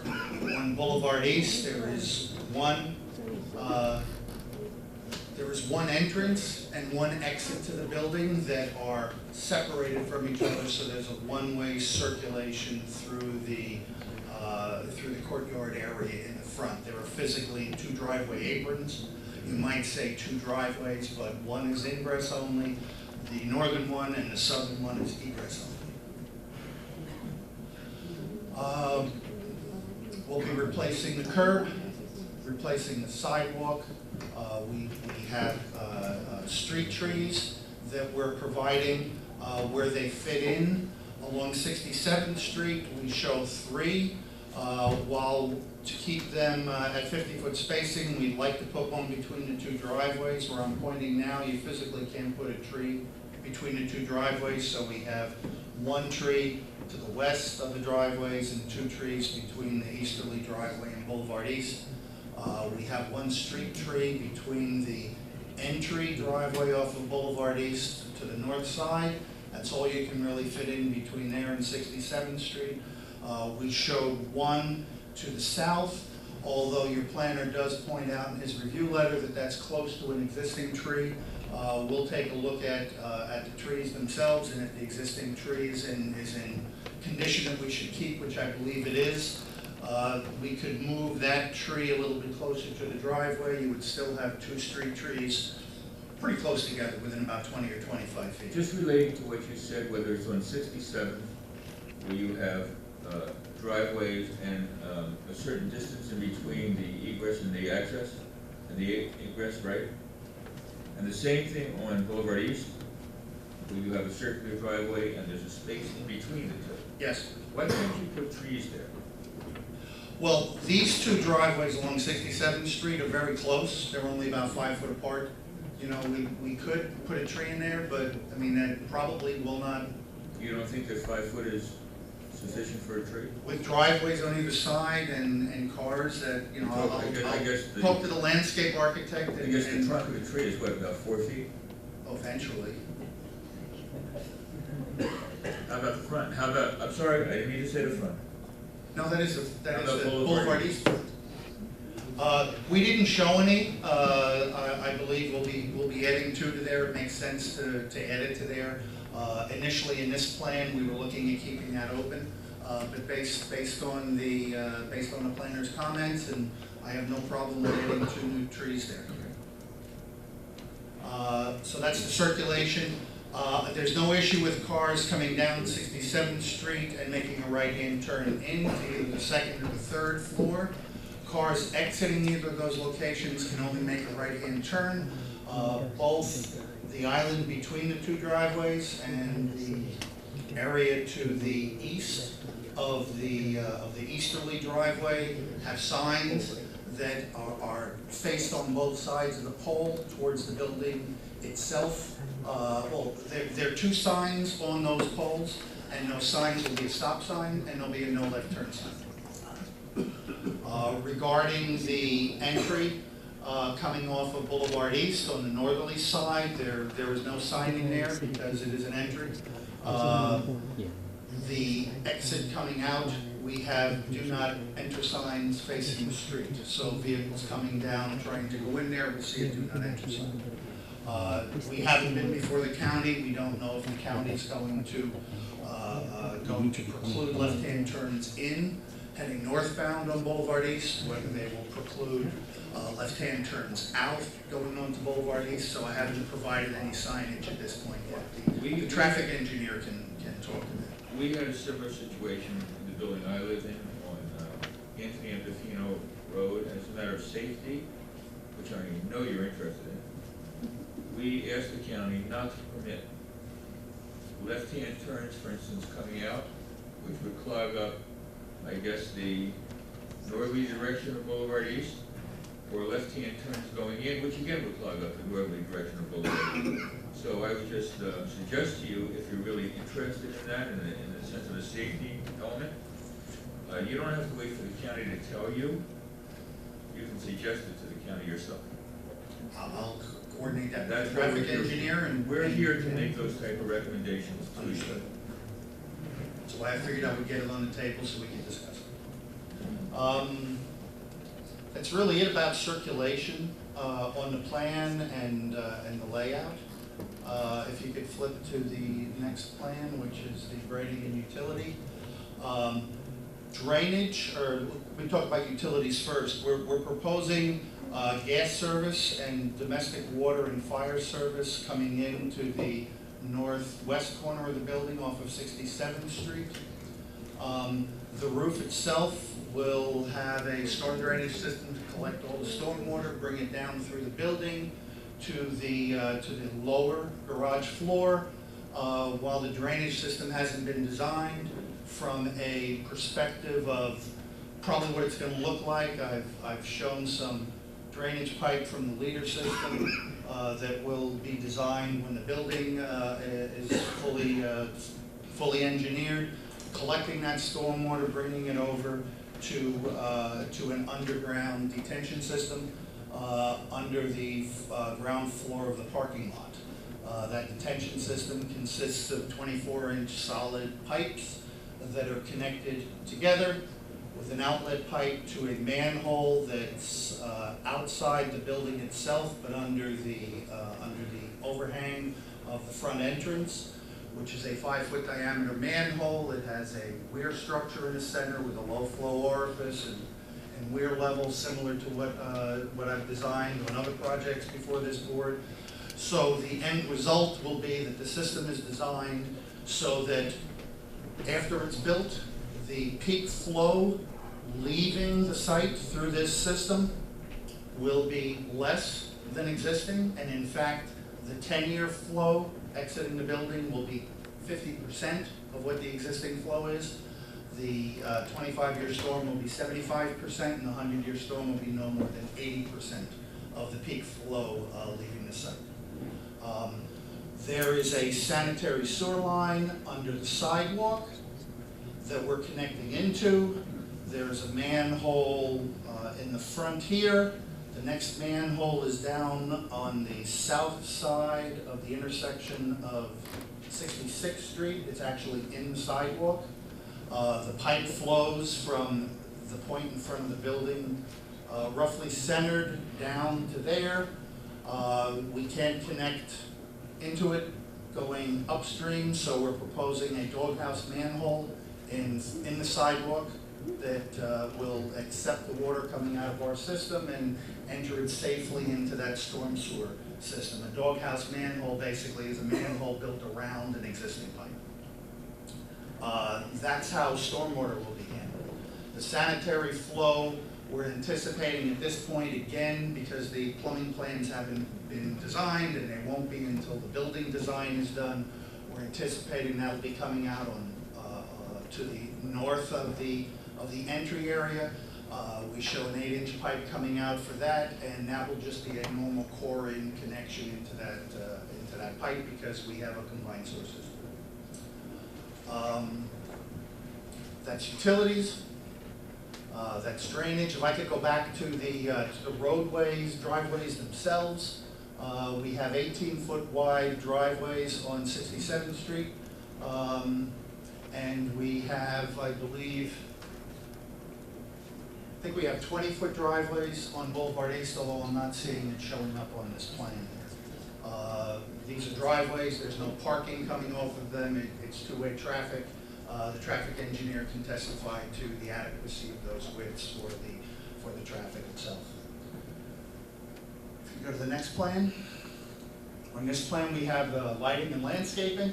As Mr. Ariancibi said, we have some landscaping along 67th Street in a planter area.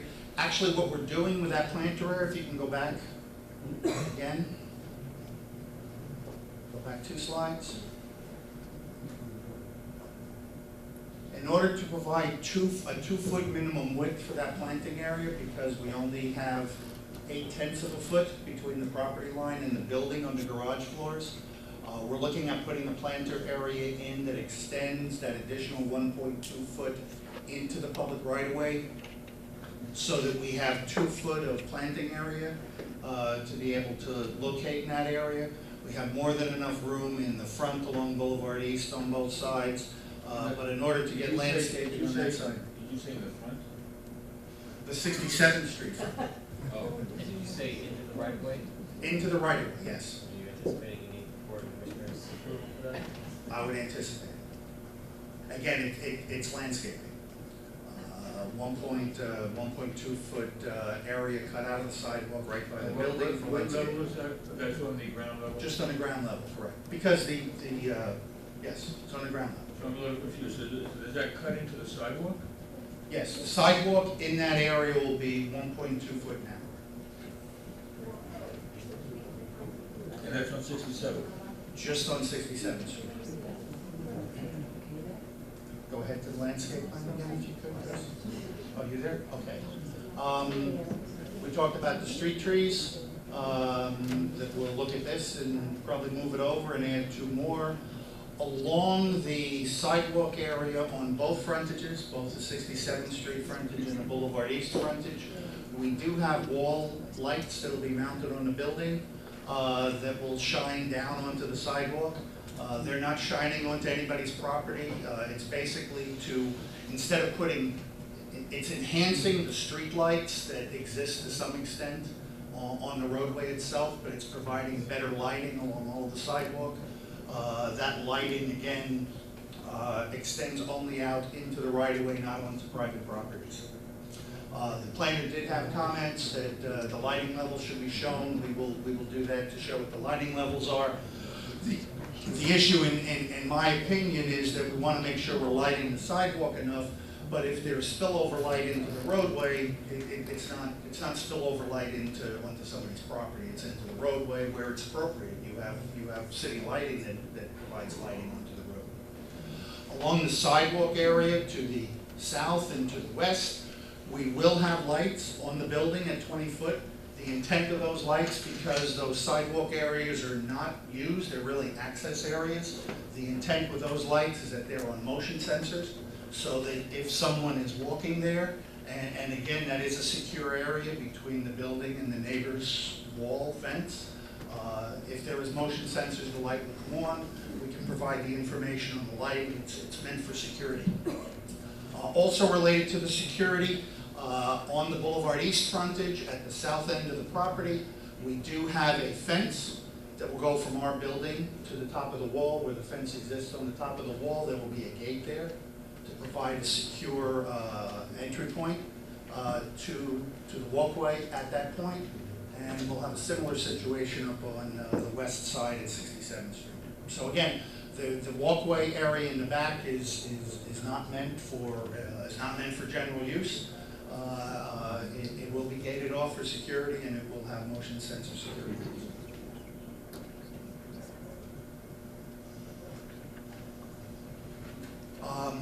I believe that's all. Mr. Jenny, as the site engineer, have you had any opportunity to review the environmental condition of the property? Yes, I have. And what is the status? the status is, first of all, the remediation of the existing former gas station, current repair property, and the adjacent lot to the west. The remediation responsibility is that of the existing owner, not of the applicant. There was testing done, completed in February 2012. They found 21 areas of concern, which is not uncommon for gas station operation. Of those 21, after they did a little bit more investigation, they found 12 that needed some more detailed investigation. In March of 2012, soil conditions at 7 of those areas were investigated.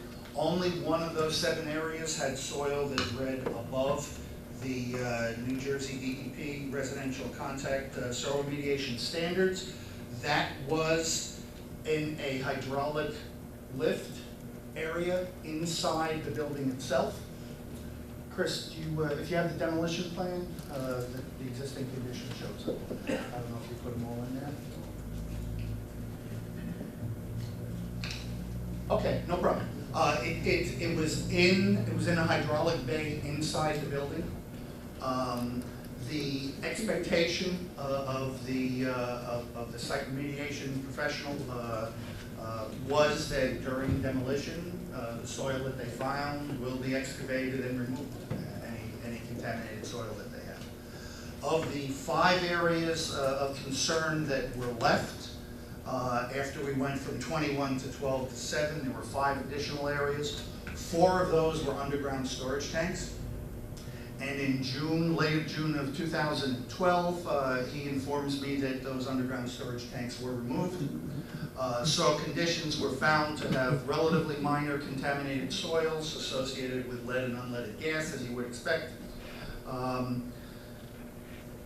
The concentrations were detected in excess of the groundwater screening levels, but not in excess of the residential direct contact soil remediation standards.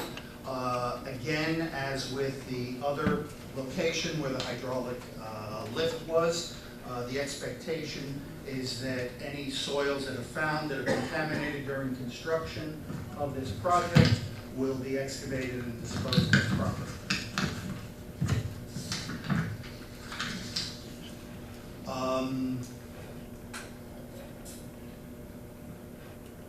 In March of 2012, there was some groundwater that was found to be contaminated, which again is what you would expect. The buildings are recommended that they have a vapor mitigation system similar to a radon mitigation system. Also, as they do additional testing, they'll see if there is any groundwater issue itself with it. Anything they're able to eliminate with construction, they will. Those gasoline vapors, etc., will be kept from going into the building. There'll be a vapor barrier on them, and the recommendation will be to have it monitored for natural attenuation, because it is my understanding that those compounds associated with gasoline typically dissipate over time. And also they would establish a groundwater classification exemption area. So there would be a filed exemption area for that area. It'll be capped. It'll all be done by the licensed site remediation specialist. But that's the anticipation as to how that will be handled. On the lot, the residential lot to the west along 67th Street, the testing that was done in March of 2012 found lead, as you would expect from lead paint. The anticipation there also is that during construction, it'll be removed and disposed of any soil with lead contamination. So the work will be done under a licensed site remediation specialist. It will be the responsibility of the current property owner, and that's the current status as it was reported to me. And ultimately, the remediation will be concluded when the RAO, the remediation action outcome letter, is issued. Yes. Okay, and finally, can you identify the lot in terms of lot area, lot width, and lot depth?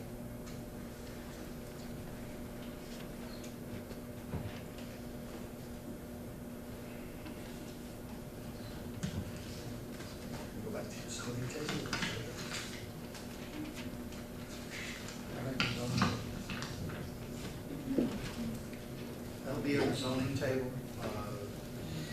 The architect prepared that, and we'll go back to the slides so we can get that information.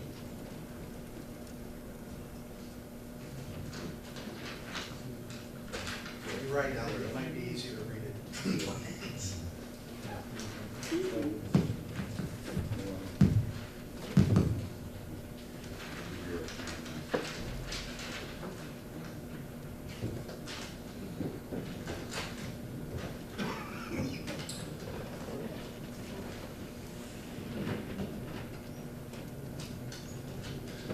The total combined area of all three lots is 20,444.6 square feet, which is 0.5493 acres. And that's comprised of Lot 9, I believe, which is the residential area, Lot 10, which is the car repair, former gasoline station, and Lot 11, which is the residence to the south. And for the board's edification, that's on page 3 of the plan, of the applicant's plan. That exact amount. Mr. Chairman, I have no further questions. Thank you very much. Carboy?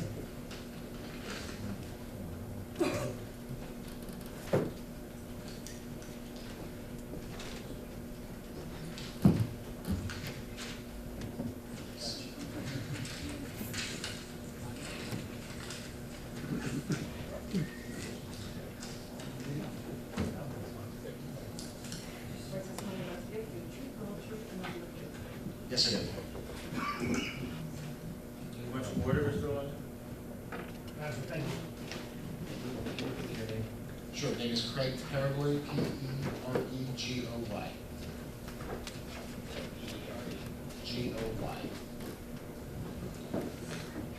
Mr. Paraguay, you appeared before this board before, but I don't know if you appeared before all the members on this board as it's presently constituted. So can you just briefly give us your educational background and experience? Sure, I have a bachelor's degree in civil engineering from Virginia Tech, licensed professional engineer in the state of New Jersey. I've been working as a traffic engineer for over 14 years now. I've appeared many times in West New-York, as well as throughout the state on hundreds of occasions as an expert in traffic engineering. Does any board member have any questions about this proposed traffic engineer expert's educational or experience qualification? Not seeing any questions, will so certify you. Please address the board.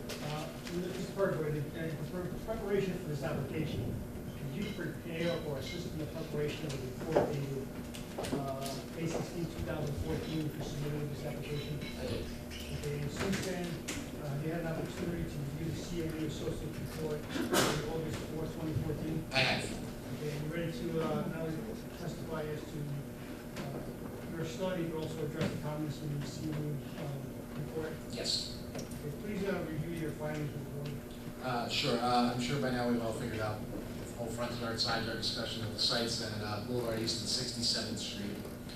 67th Street is one-way street towards Boulevard East. It's a stop sign at Boulevard East, which is two-way north-south roadway. Again, it's a county jurisdiction where 67th is municipal. Obviously, that's the intersection that's going to have the greatest traffic impact from this development, so that's what we focused our analysis on. And we looked at the weekday morning and weekday evening rush hour time periods, and everybody from the proposed buildings leaving for work and coming home from work in the evening on weekdays. We had actually taken counts during those time periods back in January 2012 for a prior application on the same property. We updated those counts in April 2014. What we found was the volumes on 67th Street, although in all cases were very close, but volumes on 67th Street were a little bit higher than they were in 2012. And on Boulevard East, they were a little bit lower. So we used the higher numbers for each one. So you have 2012 volumes on Boulevard East, 2014 on 67th. So we're looking at the worst case scenario, we use the maximum numbers. And again, very close within reason, but just to be conservative, we use the higher numbers. And then what we've done to establish basically the baseline of that intersection's operation is prepare a capacity analysis. It's based on the traffic volumes, stop control, lane geometry, things of that nature. And it basically gives the intersection a grade or level of service, A being best, F being the worst or failing condition, and it's based on the average delay per vehicle, in this case primarily at the stop sign leaving 67th Street. In other words, how long does an average vehicle wait at that stop sign, and then we relate that to the delay. And the level of service during the morning peak hour is level service B, and during the evening it's a level service C. So it's not a terribly long wait at that location at this point. Now what we need to do is determine what the impact of the traffic from our proposed project would be on those levels of service, and we'll make that comparison to determine if there'll be any change in traffic conditions. Now, to project the volume of traffic that's going to come in and out of this building during those time periods, we use the Institute of Transportation Engineers trip generation rates. It's what we use as traffic engineers to project traffic volumes, and it's based on research accounts taken at other types of land uses throughout the United States. In this case, we look at high-rise apartment buildings as the land use, which is defined as 10 or more stories by the ITE. Now, the numbers that I'm going to give you are hourly volumes, peak hours. So when I say the morning peak hour or the evening peak hour, it's the single busiest hour in the morning, the single busiest hour in the evening. Throughout the entire morning rush hour, throughout the entire evening rush hour, you're going to have higher numbers. But we're isolating the one busiest hour. And what the ITE says is the morning peak hour projects 12 entering and 41 exiting vehicles for a total of 53 trips. A trip is a vehicle either entering or exiting. And in the evening peak hour, 39 entering and 24 exiting for a total of 63 trips.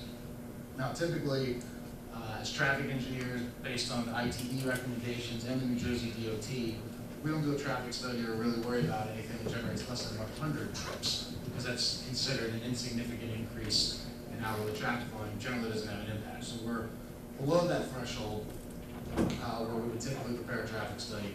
Nonetheless, we obviously went through and made the analysis of the future conditions. Another important thing to note is, I know it's not operating as a gas station now, but historically it was operating as a gas station. And the traffic volumes in and out of the gas station are substantially higher than this. That certainly would be more than 100 vehicles per hour entering or exiting the property when it was operational as a gas station. So this will be generating less traffic than that ran historically. Now I'm able to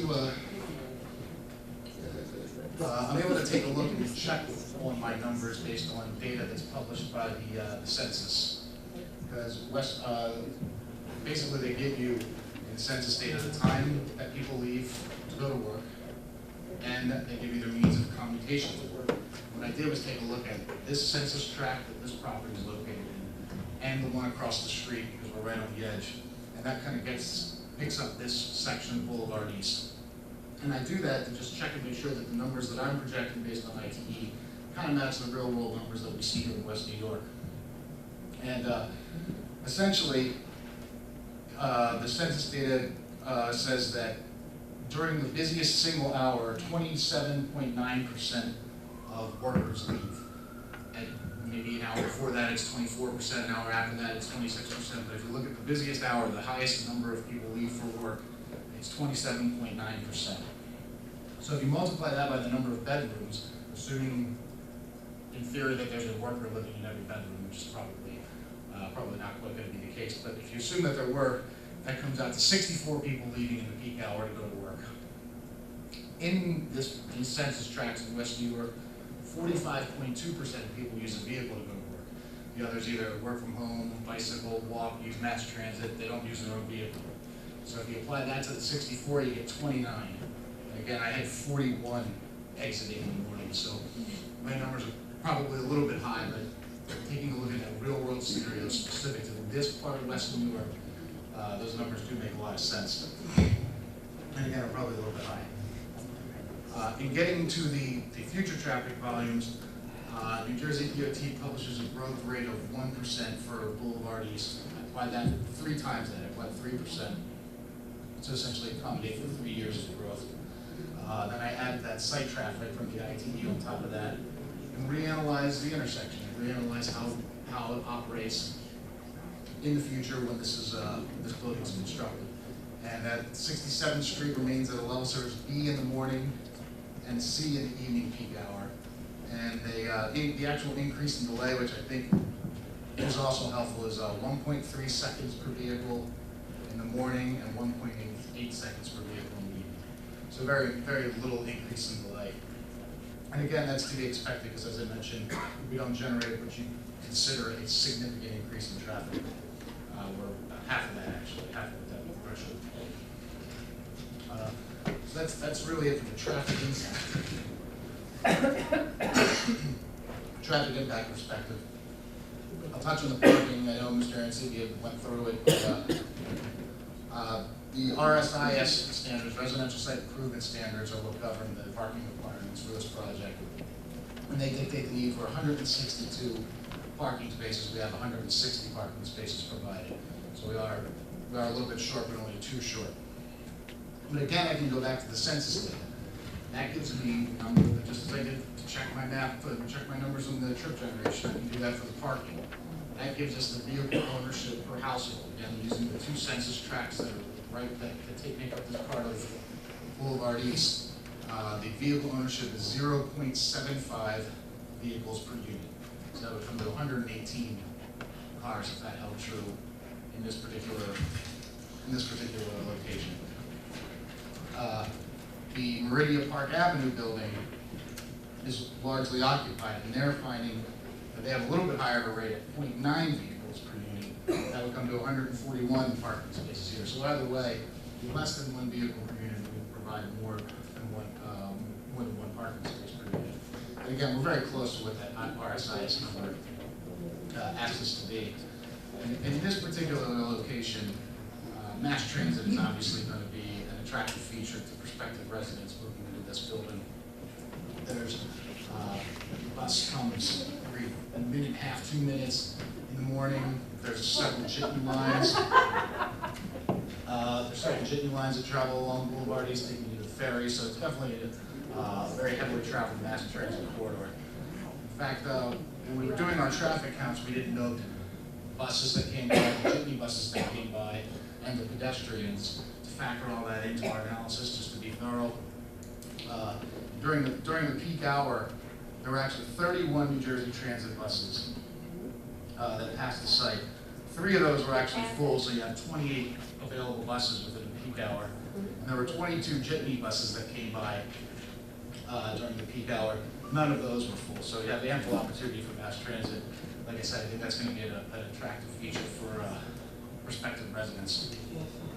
I guess lastly, in terms of the back to the parking, to the size of the parking stalls, we've made some changes since the original plan. And I'll go through the sizes of the spaces, parking spaces. We have 11 8x15 spaces that would be a compact space, 4 8x16, and 9 7x17 parking spaces. So those will be reserved for compact vehicles. Now this works in this type of setting because residents are assigned a space. So if I move into the building and I drive a Toyota Prius, I'm going to get one of the smaller compact spaces. If I drive a larger SUV, then I'm going to get a larger parking space. And if few and far between you drive big pickup trucks, which you don't typically see in these buildings, they would get one of the spaces that was very easy to pull it out of. So that's why after the larger spaces are taken up, is the advertisements, is this going to be a rental or rental? So we have this, or whatever. Are the advertisements for the units going to require a certain size car? No, of course not. Well, then they wouldn't fit, right? No, we'll be able to accommodate all vehicle population. Will Ford F-150 fit into the 7-foot wide space? No, of course not. So they will be assigned that space. No, that wasn't my question. One of the 8x17 spaces. That was my question. So let's say after the larger spaces are taken up, if somebody else wants to rent. Well, if every space is taken except for The a large compact? one. Well, the large one. You have 3 different sizes? In theory, is it possible that somebody wants to You have take 3 the last different, you have space? 3 different sizes? No, we have 5 different sizes. So let's say the largest space is taken up, you have 4 more sizes. If somebody comes in, how do you regulate that? I understand in theory, and you're doing a lot of theory, I understand that, but in reality, how do you regulate it? Simply by the resident knows what vehicle that they drive, and they're given space that's appropriate. So if I- Smaller vehicles are put into the smaller spaces. But are you giving like the what if scenario if the last space available is a small space and the person has, person No, wants to I'm not move being the vehicle? academic the way you are, Okay. all right? Maybe I'm not. I mean, we live here, right? So we don't go by books, we go by reality. Yes. That's the difference we've always had here. Right, and most of your garage residential spaces are. All I'm saying is that once the larger spaces are taken, will you then ask everybody who comes afterwards, how large is your car, to make sure that they don't have a large car that can't fit in one of the smaller spaces? Well, I'm asking, how do you regulate it? That's what I'm asking. Yes, you ask the prospective tenant, you ask them what size car, what size And if vehicle. it's too big, you're gonna tell them that they can't rent in your building. Is that correct? If that situation arose, well then, that's Or what if that would was you described. or would you take them, understanding that, They- okay, if you would like, or the other alternative, quite frankly, is to take them, understanding that they'd have to park on the street. Those to me would seem to be the 2 alternatives. Yes, they would say, I would assume they would say, well, there's not a lot of parking space to accommodate your. Mr. Sweet, you have a better answer. The man with experience and No, he's not, he's the CEO, he's the boss. is in charge of renting the spaces. Our experience at Marina Park is either they choose to rent with us or they move on. But in our experience, we haven't had that issue. Okay, but, okay, I understand I think your answer is a very appropriate answer. That if somebody comes and they find out that there's not a parking space inside, because their size space has been taken up, they'll probably move on because they won't have a parking space. Thank you, I appreciate your answer, thank you. Mr. Pergola, to that end, was there a study performed with respect to the vacancy numbers at the Meridian Park Avenue? Yeah, and as I mentioned that before, they're experiencing 0.9 vehicles per unit in terms of the number of parking spaces that are used versus units that are occupied. So if that ratio helps you here, be at 141 spaces, we'll have 160. So at Meridian Park Avenue is fully occupied? Close. The numbers that I'm using are based on occupied. So they're not quite 100%.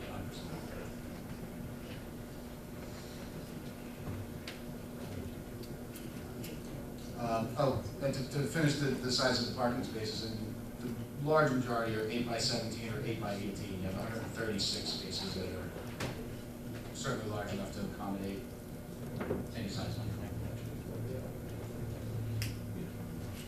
Mr. Pergola, can you testify as to the aisle width proposed? Sure, yeah, 24 feet aisles are technically required by the RSIS. I think at our minimum, we're around 22 feet.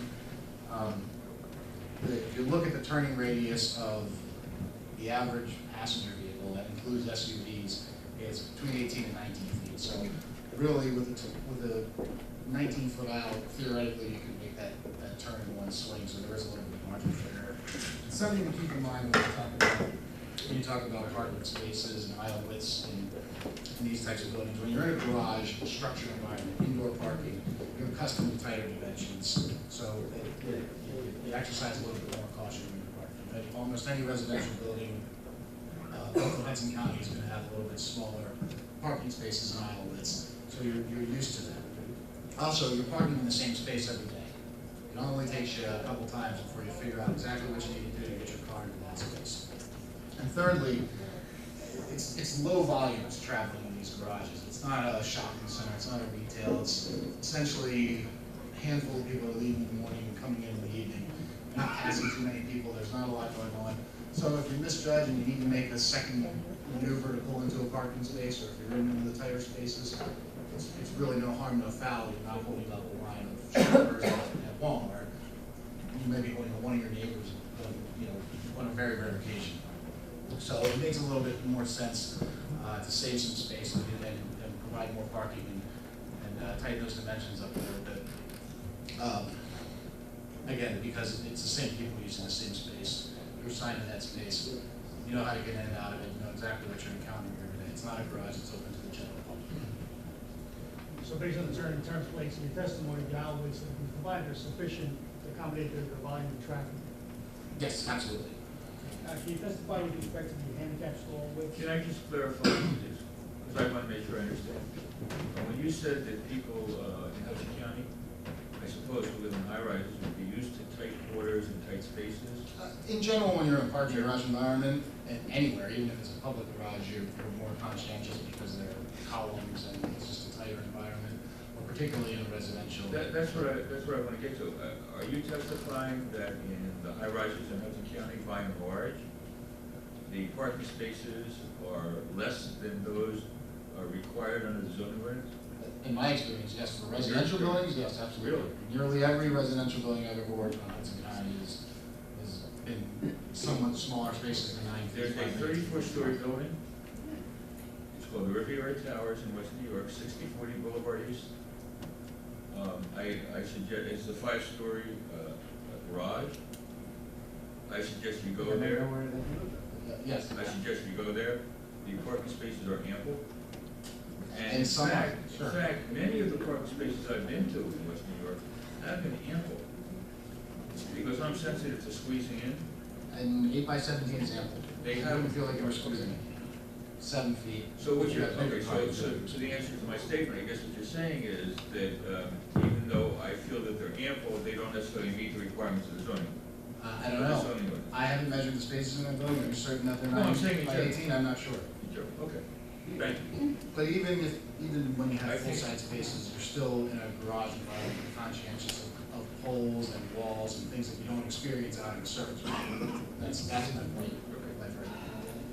I think Mr. Rogers has talked about handicap spaces. Handicap stall widths? Yes, those are in compliance with ADA requirements there. And what about the proposed driveway widths? They're 8 feet. Driveway widths are perfectly acceptable for two-way traffic, which again, you're not frequently seeing two-way traffic because in general, people are leaving in the morning and coming back in the evening. When you have the highest traffic volumes, you don't pass one another on the way in or out too often, especially when you have 3 segregated floors of parking. But the driveway widths are certainly sufficient. Now, with respect to the driveway widths, specifically at the point where the vehicles enter or more importantly, exiting the building, are there any proposed safety features? What would you recommend then? Yes, in terms of crossing the sidewalk, in both locations you have to cross the sidewalk, so mirrors or the flashing lights that you typically see all over town as appropriate will be provided to allow pedestrians to see that somebody's coming out and allow vehicles exiting the mirror to be able to see if there's anybody walking. To see if there's anybody walking along the sidewalk. Okay, and those are typically constructed in the application that's approved. Yes, it's a common safety feature you see throughout town, and certainly we would propose that here, particularly along 67th Street. I think you have a little bit better visibility along Boulevard East. It's probably not necessary because you have the open sort of porte-cochere. That allows a little bit better visibility. Mirrors would still be appropriate, I don't think you need the lights. Now, the zoning ordinance also requires us to provide a loading zone. Are we providing a loading zone or requesting variance? No, we're requesting variance because the only place to provide a loading zone, you can't get a moving truck into the garage area. The only place would be on the street. And it's my understanding that because residential move-ins are so infrequent that the town council does not approve dedicated loading zones for residential buildings. There's a different procedure in place where when there's a move-in, you contact the police department, they put the temporary no parking signs, and you have a scheduled time that you can use that area, rather than a dedicated loading zone. And again, it's an infrequent occurrence once the building is open by the operational. So that's their reasoning. But in fact, you do have a somewhat of a loading zone in front of the building. Yes, in the, for deliveries or just unloading groceries or dropping somebody off, we do have the porta cochere, I guess for lack of a better word, I'm not sure if it's the architectural term, but that's a certain amenity you'll offer the street to take care of that kind of activity. You're gonna have 270 units. Right? So in the No, that's beginning. 157. Oh, I'm sorry, 157. So in the beginning, when people are moving in, we hope, if this is approved, we hope that within a week, it's fully occupied. How's that? I don't think that's realistic. It is but, just my hope. Being that as it may, would you permit, as opposed to blocking up 67th Street or even Boulevard East, would you permit all these move-ins to take place by using the front driveway? I mean, that wouldn't be up to To you. get it off of Boulevard East and 67th?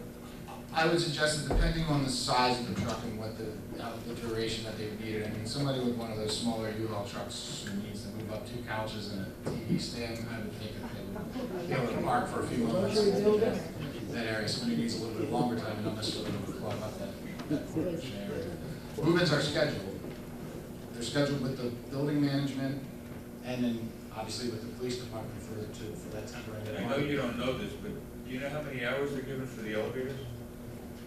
Like in my building, they're given 4 hours each, so in other words, 67th Street, if the police, in other words, you could only have 2 move-ins a day. If the police were gonna do the loadings, the move-in loading zone on 67th. So you only have 2 a day, you have 127 units, I'm sorry, 170 units. So it would take, I guess, blocking 67th Street for approximately 90 days, 3 months? No, we wouldn't be nobody would block 67th Street, you'd use the curbside. Right, the side. And you could also do the same on So it'd just be Boulevard careful. East, so you have 2 locations. So, Okay. but the movements don't all occur at once. It's a process as the building is, I'm probably stepping outside my territory. It's my understanding that only a few are available at first and construction continues or painting and So finishing. all I'm saying is, so even though you're not asking for a variance in the loading zone, there will be a plan to accommodate the move-ins as they occur. Absolutely, controlled by the building management. Okay. It's not a free-for-all. I'm sorry, please continue. And finally, you wrote a letter dated September 10th, 2014, addressed to CME Associates, addressing their traffic and parking comments in the report. I did. Okay, did you address all those comments as part of your testimony? I think so. I'll take a look and make sure, but I believe I did. They asked for the manual turning movement counts. Dead-end parking. One of the comments was regarding dead-end parking, which you don't want to provide in a public or retail environment, because if somebody gets into a dead-end aisle, there's no parking space, and how do they get out? In this case, it's not really an issue because the space is there on our side, so you know your space is available. Because you're not in it. I think that was everything. I think everything was covered. Well, quite frankly, as we stated before, I think We'll go back through it, yeah. The It seems architect, important. at the end of the road, after the public comments, our engineer or whoever will have an opportunity to discuss with you whatever the comments are. Right. So that it works that way. Right. I just wanted to see if there's anything that should be. Absolutely, we don't want to constrain you in any way. Mr. Berger, does that conclude your testimony? It does. Thank you very much. Final witness is Mr. McDonough.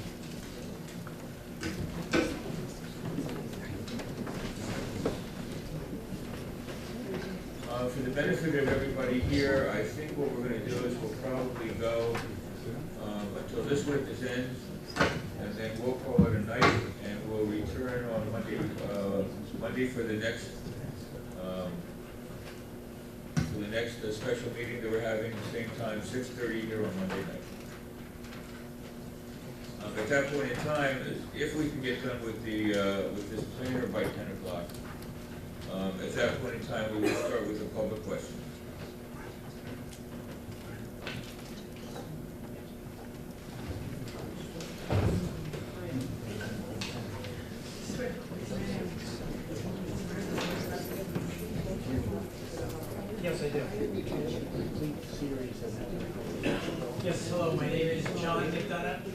That is spelled MC, capital D-O-N-O-U-G-H. Project planner.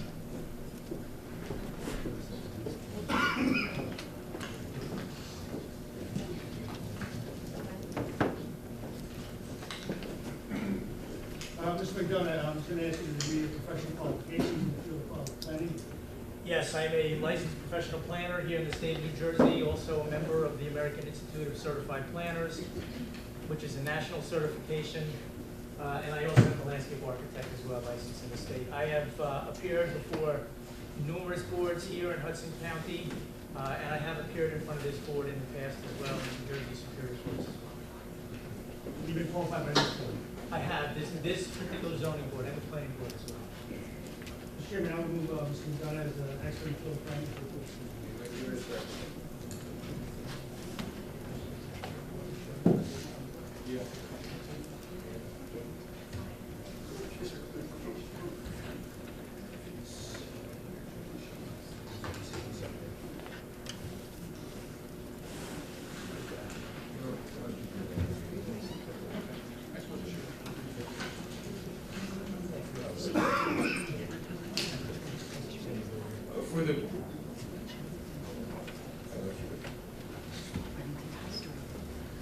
For the benefit, I guess, of the architect and the traffic engineer, evidently on plans that we just received, there is in fact a loading zone notice, as opposed to not having a loading zone. So that question will be asked, I guess, when it comes time for our engineer. So you can, I didn't want to surprise you with it, so you can look at it and prepare yourself for whatever the answer is. I'm sorry, Mr. McDonough. Thank you. Oh, does any board member have any questions? Okay, we have to take a 10-minute break. Take a 10-minute break. Yeah, we have to ask them whether they have any questions. Yes, you do. John? Levi gets to go. The strategy is to make us fall asleep. But the next travel, remind me to after the meeting, after the book, I'll ask him to explain. No, one more. I always do. No, catch Ramon after the meeting. I'll tell you. All right, let's continue. Mr. McDonough has testified as to his education and experience. Does any board member have any questions as to Mr. McDonough being certified as an expert planner in this matter? If I see any questions, we'll certify you. Thank you, Mr. Chairman. Council, should I begin? Yes, Mr. McDonough. Okay, so we prepared a planning report dated June 3rd, so it's been out there for a little bit, kind of gives the board a script of what we're going to follow. Mr. McDonough, will you speak into the microphone, please? Yes, sir. We prepared a planning report dated June 3rd, 2014, which is part of the applicant's package.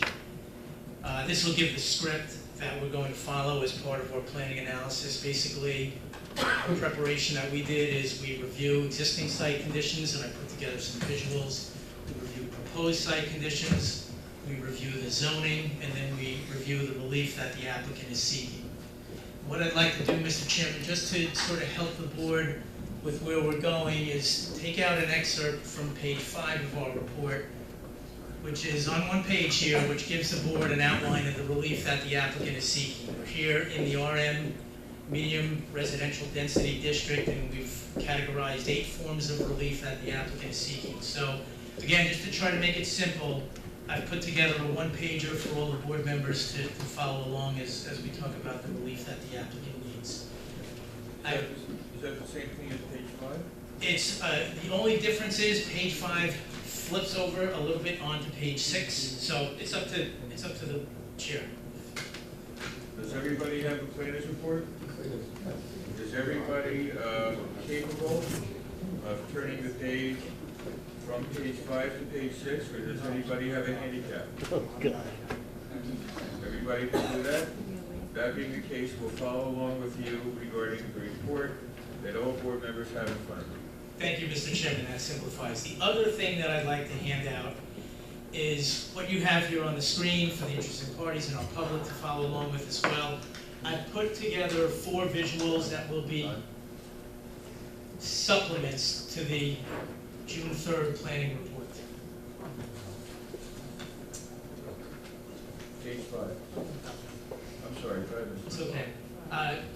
So, Mr. Chairman, I don't know if I can hand these out to the board members now. You want more? A3.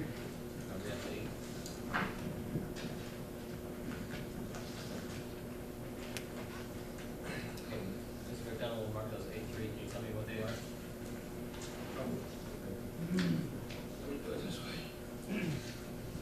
Okay, this is A3. A, Yeah, just identify for the record. A3 for the record is going to be a 4-page handout exhibit that the board members are all have. They're stapled together, file size 11 by 17. George, do you want one of these? Yes, please. And we've put them on the big screen as well for hopefully the public to follow along as well. Now, these are all going to be a series of photographs that I actually took fairly recently. I'd say sometime in June, maybe July. Actually, they were done before the report was prepared, so the ones that you'll see this evening were actually done before the June 3rd date. The first page is actually going to be a download from the Bing website, and I would categorize this as an infill urban development project, similar to many types of urban infill projects that I've done here in the municipality before. And what's important whenever we're dealing with an infill project is context. We look at what's around the property, and we'll start here with what I see when I look at the first page of Exhibit A3, which is an aerial photograph that was labeled in white, shows JFK Boulevard, and for orientation purposes, north is going to be straight up on this particular photograph.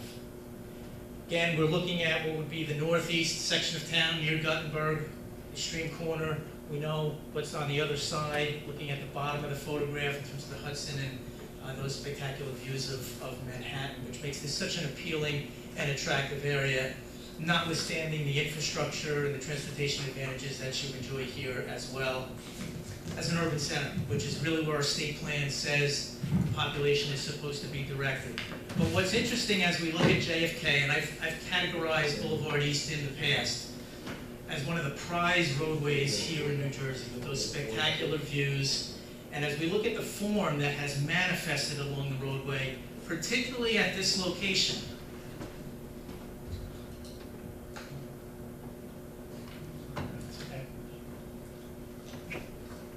It's not fair if you have them also.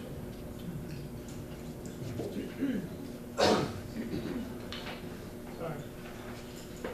And so, what do we see with the 4 photographs? The first one, we're looking at the location, as I say, in the northeast edge of town.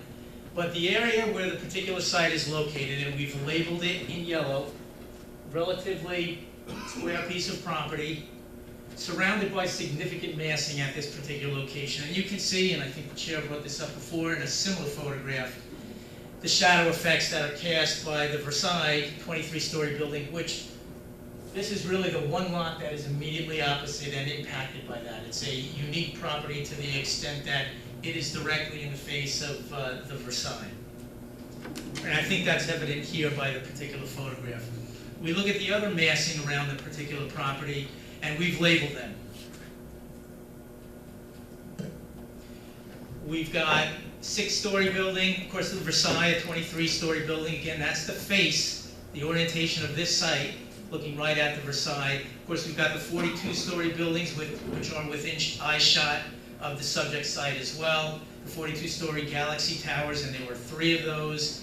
As we work our way down Boulevard East, it is clearly not what I would categorize as a small lot residential roadway, but in fact a roadway that has manifested with, I've labeled an 8-story building, a 6-story building, a 5-story building, and a 12-story building. And then as we work our way to the bottom of the photograph, or traversing what would be to the south in this particular photograph, we see more similar massing like that. So there's a number of mid-rise and taller structures in the area. And clearly, there's no denying that Versailles is a dominant feature I'm not saying that's a bad thing, it's actually a beautiful building, but it certainly has influence on this particular piece of property. And as a planner, we're always looking at form, particularly when we're dealing with infill development. Form here is very important. We're not looking, and planning doesn't promote sharp edges, and we clearly have a very sharp transition right now. You can see the subject property. It's all done. The subject property is clearly a void in the streetscape. We've got nice, solid, continuous massing, and then we drop right down to street level. So we've got a property here that's clearly different than what we see in the surrounding context. And so from a planner, we're trying to pull up the mass here, and the real question before the board is the appropriate form for the use of this space. Multifamily is allowed on this particular site. I don't think there is any denying that that's a good use here in West New York. We've talked about that in the past. It's being a very popular form of land use, and there are more multifamily residential lots than any other type of lot development. I think it's something like 67% of your 4,000 parcels here in West New York are actually multifamily development, and that comes right out of your master plan. So from a market standpoint, from a demand standpoint, we're certainly looking at multifamily being an appropriate land use. And the next question becomes, what's the appropriate volume? When we look at a transition from a 23-story building, which is essentially developed as a block type of tower, as opposed to what may be more of a needle tower over at the Galaxy Towers, we look at a drop from 23 stories to what's approximately 3 stories or so as we work our way to the other side of the property, as what becomes an appropriate transition. And we think that the drop up to a building that is approximately half the size of the Versailles is a nice transition down to a landform that actually starts to rise up as we work our way to the back of the property. So that's sort of the crux of the planning rationale for where we're going. And you'll see as we look at the relief that the applicant is seeking, we put down 8 categories of relief. Actually, 6 of them relate to the actual form, the fact that we're putting a 13-story building here that is essentially built out to the edges in terms of the parking deck, and then a needle tower on top of it. And the planning benefit of a needle tower, as opposed to a block tower, is that it certainly has less mass and certainly less impact on the surrounding properties in terms of light, air, open space, and preservation of view sheds. Next slide, Chris, please. These are ground shots of the property itself that I took again early June. So the leaves were in bloom. Frames 1 and 2, we're just showing that there's a very sharp edge associated with this property. We're on the ground level. You heard about a service station being here. The fueling component is gone. The repair component is certainly there, and we can see in frame number 2 that there are repair vehicles all over the front of the property. Frame number 1 shows what is a clear planning contrast. A very little house on the subject property, right across the street from what effectively is a wall associated with the Versailles. Again, I'm not saying that that's a bad thing. The Versailles is a beautiful building, but it's a very sharp edge, and we're really looking at appropriate form here. Frames number 3 and 4 are views into the interior of the site as I'm working my way onto Boulevard East. We're again looking at the repair vehicles, and we're looking at the house that is associated with the Dotto property. Again, looking to the south on Boulevard East, and you can start to see that we're opening up those views of Manhattan from this particular vantage point, which is another thing that the applicant is trying to take advantage of here, because it's certainly an amenity that I believe is much more worthy of this location than a service station and a repair facility that's presently there. Again, frame number 4, you've got a garage with the open bays. We've talked about this in the past.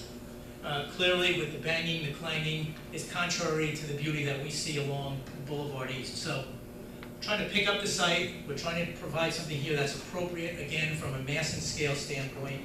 And again, the architect has spoken about the aesthetic and the appeal of the building, trying to introduce glass that will minimize the bulk of the building, and certainly contemporize the look of the site. So that's frame number 2 is a view of various conditions related to the subject property. Can we flip to number 3? Frame number 3, page number 3 are another 4 views that I took And we're just showing the surrounding context again in terms of the mass. 4 views, 4 taller structures. Essentially, this property is enclosed or walled in by the masses that are around it on 3 sides. And then on the 4th side, we have the rise of the hillside. So again, we're looking at sort of a hole in the landscape in terms of what's going on around it. And then finally, number 4 gives us a sense of the attraction and the amenity of the area. I don't have to tell the public, I don't have to tell this board what's going on the other side of the street. Frames 9 and 10 is simply a magnificent view of the Manhattan skyline, the complete skyline. And then frame number 11 is the park that's on the other side of the street that offers that scenic view. We're trying to give a sense of the streetscape in this particular photograph. And then frame number 12 is another look at the established streetscape along JFK Boulevard East.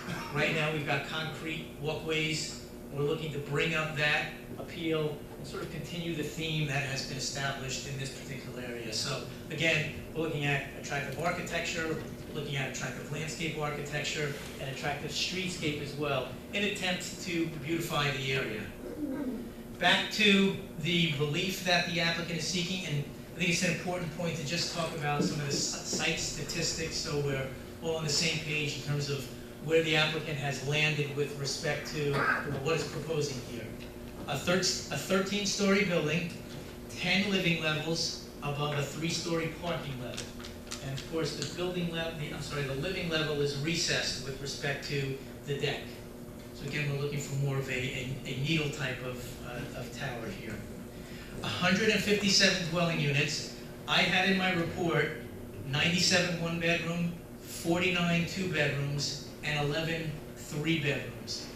I've been corrected by the applicant based on the testimony this evening that we're actually looking at 95 1-bedrooms, so 2 fewer than I had in the report. And we're looking at 51 2-bedrooms, so that's gone up by 2. So it's a wash in terms of the overall unit count.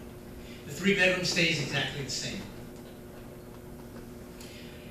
Now to the list that's before you in terms of the relief that the applicant is seeking. We're here in the RM medium density residential district, which promotes a mix of housing types, including elevator apartments, 12 stories tall. We're asking for an extra floor here to provide a little bit of an amenity on the rooftop. You just heard the testimony of the traffic engineer, 160 parking spaces that will be assigned, and that will actually meet the RSIS standard. It does not meet your local standards, so we're looking for relief in that regard as well. In terms of the relief that the applicant is seeking, again, 1 through 6, all relate to the mass of the structure. And going back to that form that I talked about, go back to that form, which shows us, again, that the massing, I believe, is appropriate based on what's going on around us and trying to affect that nice transition that'll be very similar to that 12th story building that we see just 1 or 2 lots from the subject property. The first 3 forms of relief related to the bulk of the building are what we would call D variances. We have a D4 for floor area.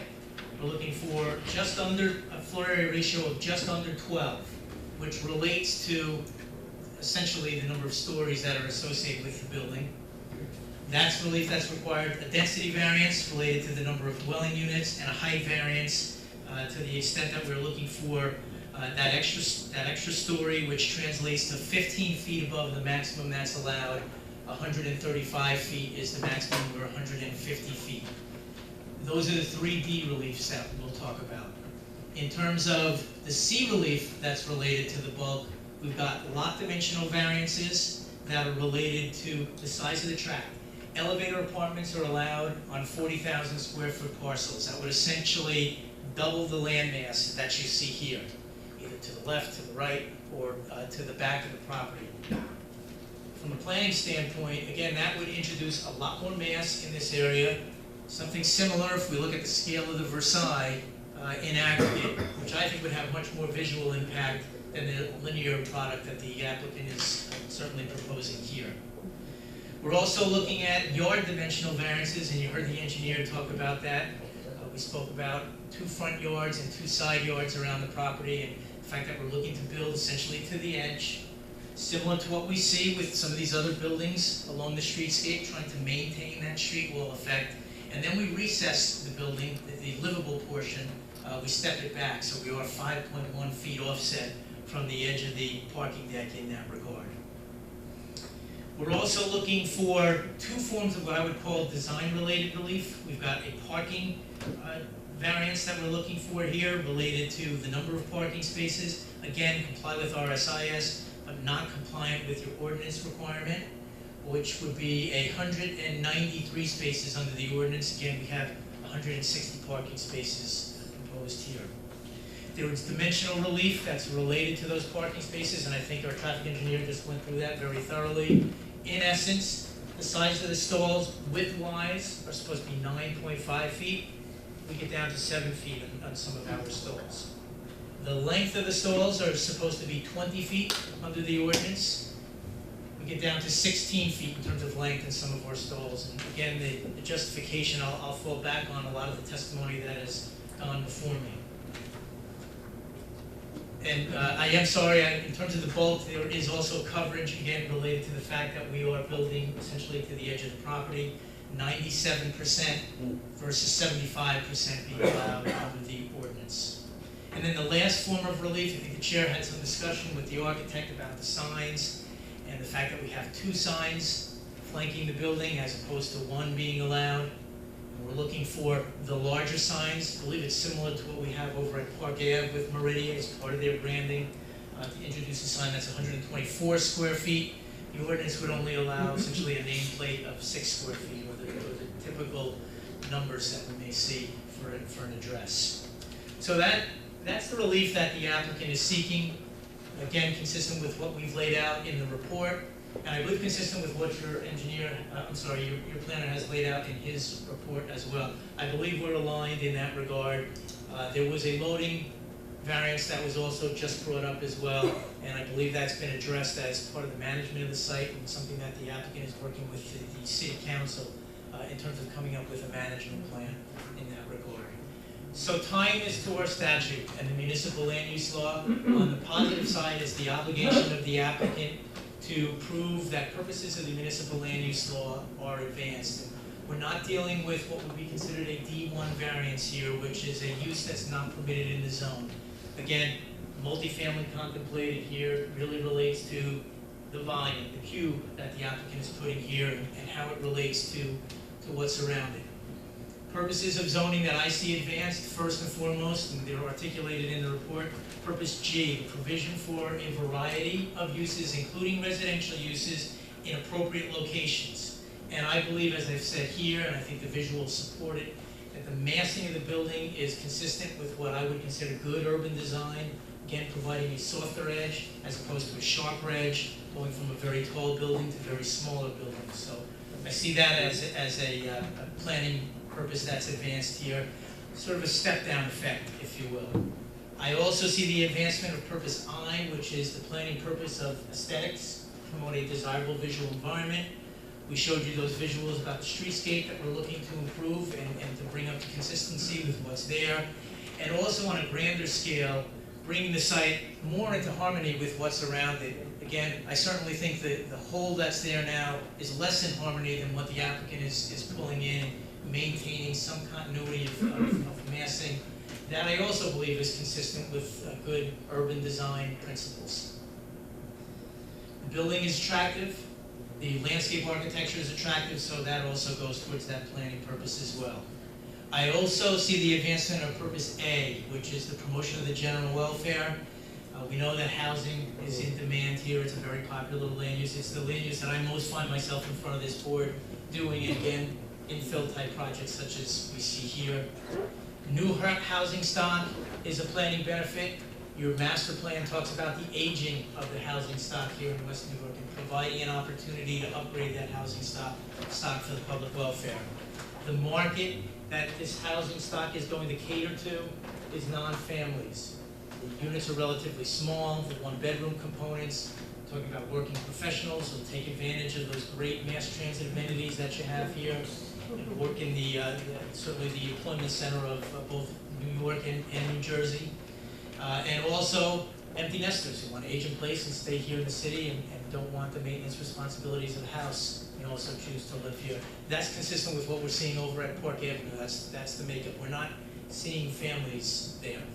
And I think we talked about in our report using the Rutgers model, 9 school-age children, and we ran through a calculation of the tax benefits versus the costs, and clearly a net positive to the municipal school district based on what's being proposed here. I think we talked about upwards of about, was half a $1 million or so, $500,000 net positive to the school system.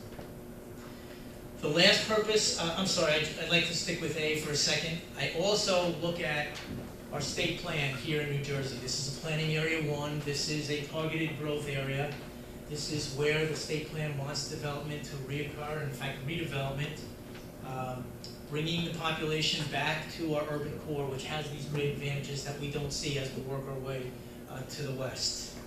And then finally, the efficient use of land is purpose M, putting a shell over a developed piece of property. So taking what's there, working our way up above it. Again, the board is going to have to deliberate about what is an appropriate mass over this particular site.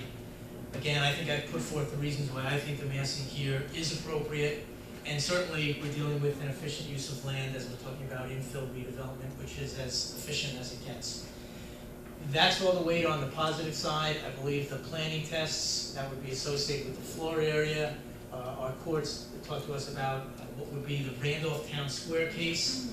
Similar to that is the Grubbs case related to the density, and the core question there is whether the site can accommodate the additional density. And I really have to fall back on our witnesses that have gone before me, that the parking supply will meet the actual demand, that the site will function safely and efficiently without causing, and the operative word in the statute is a substantial detriment on the surrounding properties. Flipping over to the negative criteria, and in terms of the neighborhood impact, again, I'll fall first on the foundation of the experts that have gone before me in terms of the functional impacts, impacts on public health, safety, and welfare. Certainly not going to be substantially detrimental here. Traffic, engineering, architecture, also all talked about the functional aspects of this particular project.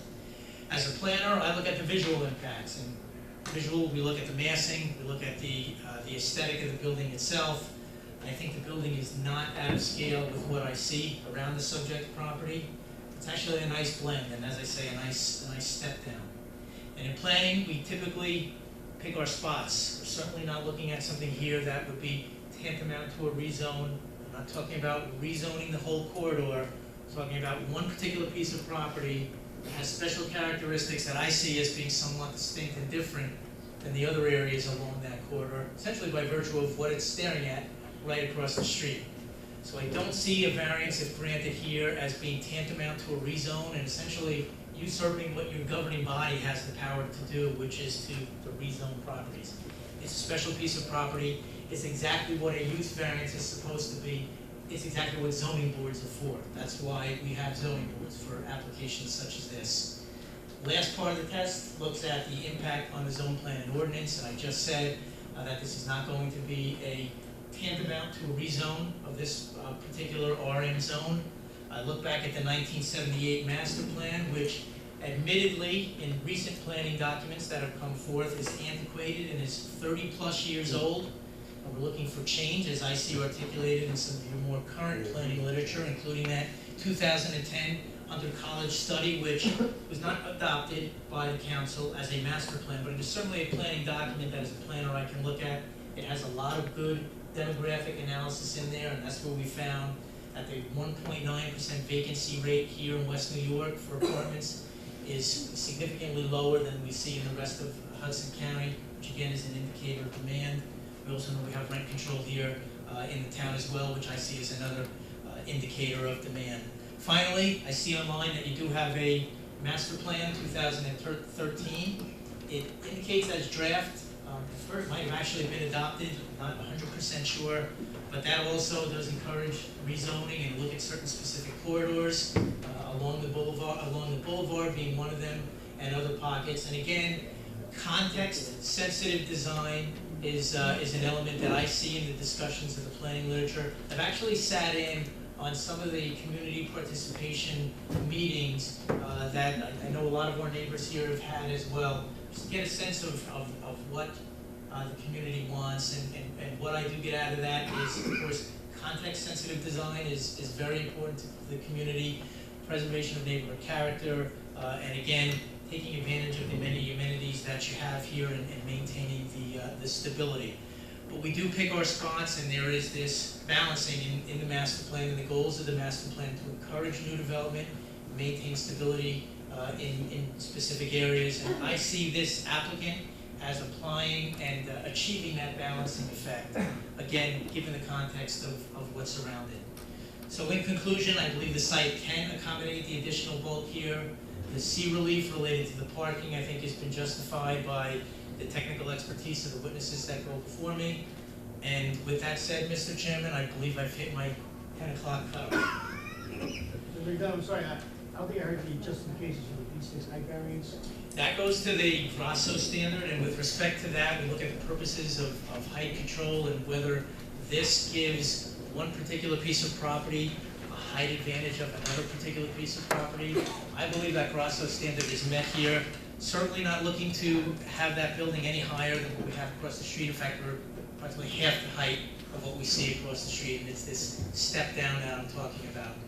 Will there be shadow effects? We'll find out when we go through the study. Certainly, I think from a planning standpoint, shadow effects are contemplated here by virtue of the zoning and the fact that taller structures are allowed under the zoning scheme. So I see the Grasso standard and the D6 as being met here. That's it? And the testimony. Thank you very much. You entered on a good point. Mr. Ancilio, when can we expect the shade study, do you think? About how long will it take? That's quite a bit of work, Mr. Chairman. Probably, I would say about a week and a half. Okay. No, that's okay, because my schedule is taking, I don't see us winding this down on Monday. On Monday, quite frankly, what we'll do is we'll open it up.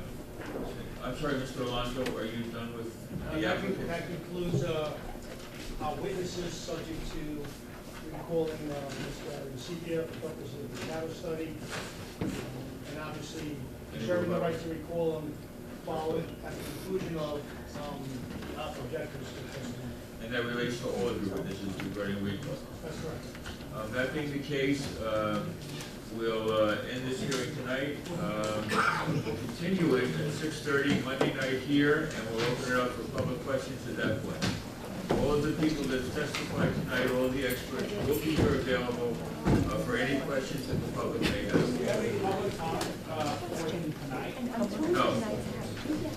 No, because the board's going to leave.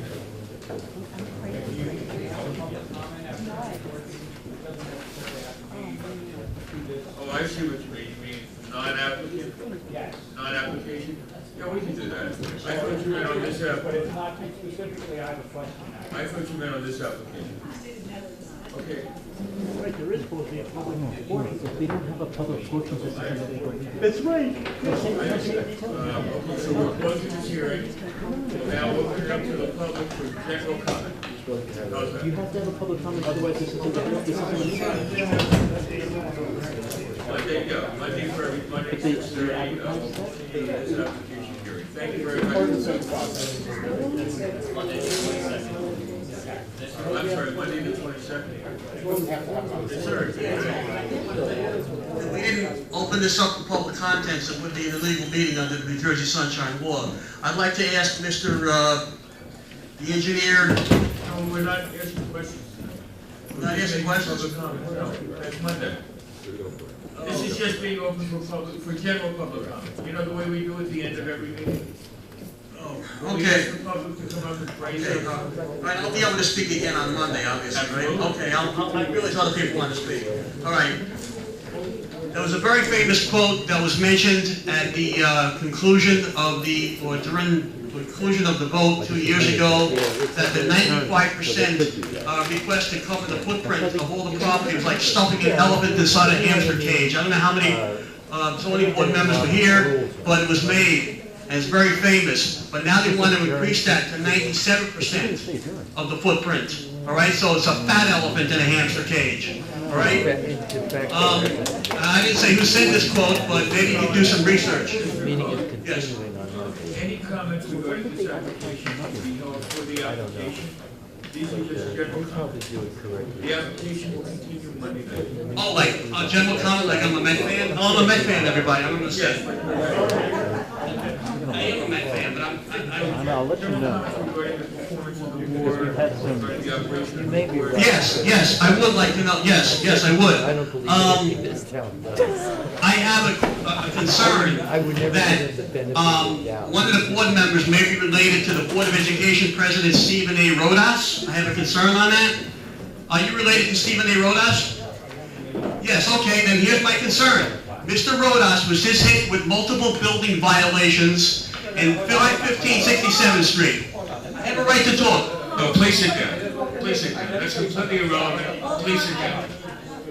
You just said I can ask a question about the board members. I do have a question, sir. I have a question. Yeah, but we don't really want to get offensive. We don't want to... This may be a conflict of interest. This may be a conflict of interest, because if Mr. John Rodas is being asked to sit here in consideration of maybe that some of the fines of Mr. Stephen Rodas could be mitigated, because Silvio Acosta... Do you have proof of that? Well, Silvio Do you Acosta... have proof of that? I'm asking the question, not you. I have proof by relevant example of Ruben Vargas and Silvio Acosta. Their fines have not been paid I yet. don't accept that. Do you have any other, do you have real proof of that, of what you're saying? Or are you just throwing out allegations? Excuse me.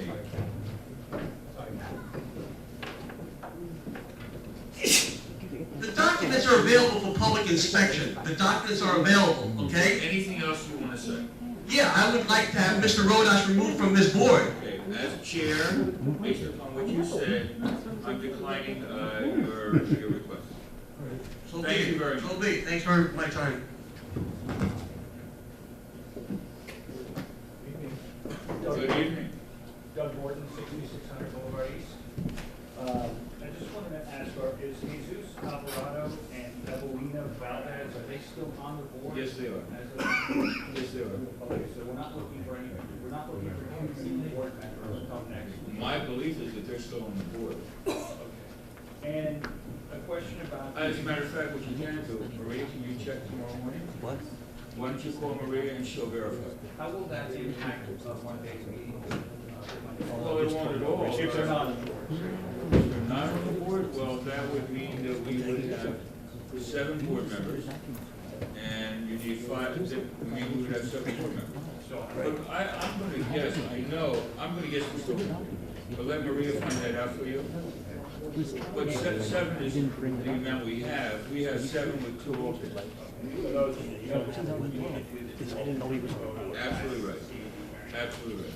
Okay, a question about the board member that wasn't here tonight. If that board member is not here on Monday, and he needs to ask questions or formulate questions and ask questions of these expert witnesses, how will he be able to have the information if they're to be transcribed? Will the transcripts be available by Monday?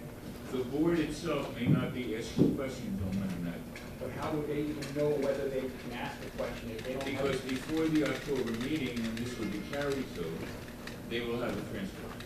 And they'll be able to recall the expert witnesses at that time if they have questions? Yes, because it's my belief that possibly 1 or 2 attorneys may not be prepared to question the witnesses on Monday night as opposed to our regular meeting in October. Okay, will we, as a public, have an opportunity to question the expert witnesses in the October meeting as well? It depends. Well, it depends upon how many questions, it depends upon whether the public questions close Monday night. If they do close Monday night and there's additional testimony, for instance, the shade study in the October meeting, whatever the additional testimony is will be subject to public questions at that point. The others would not if the public says it closes. I'm not going to presume whether it will close or won't close.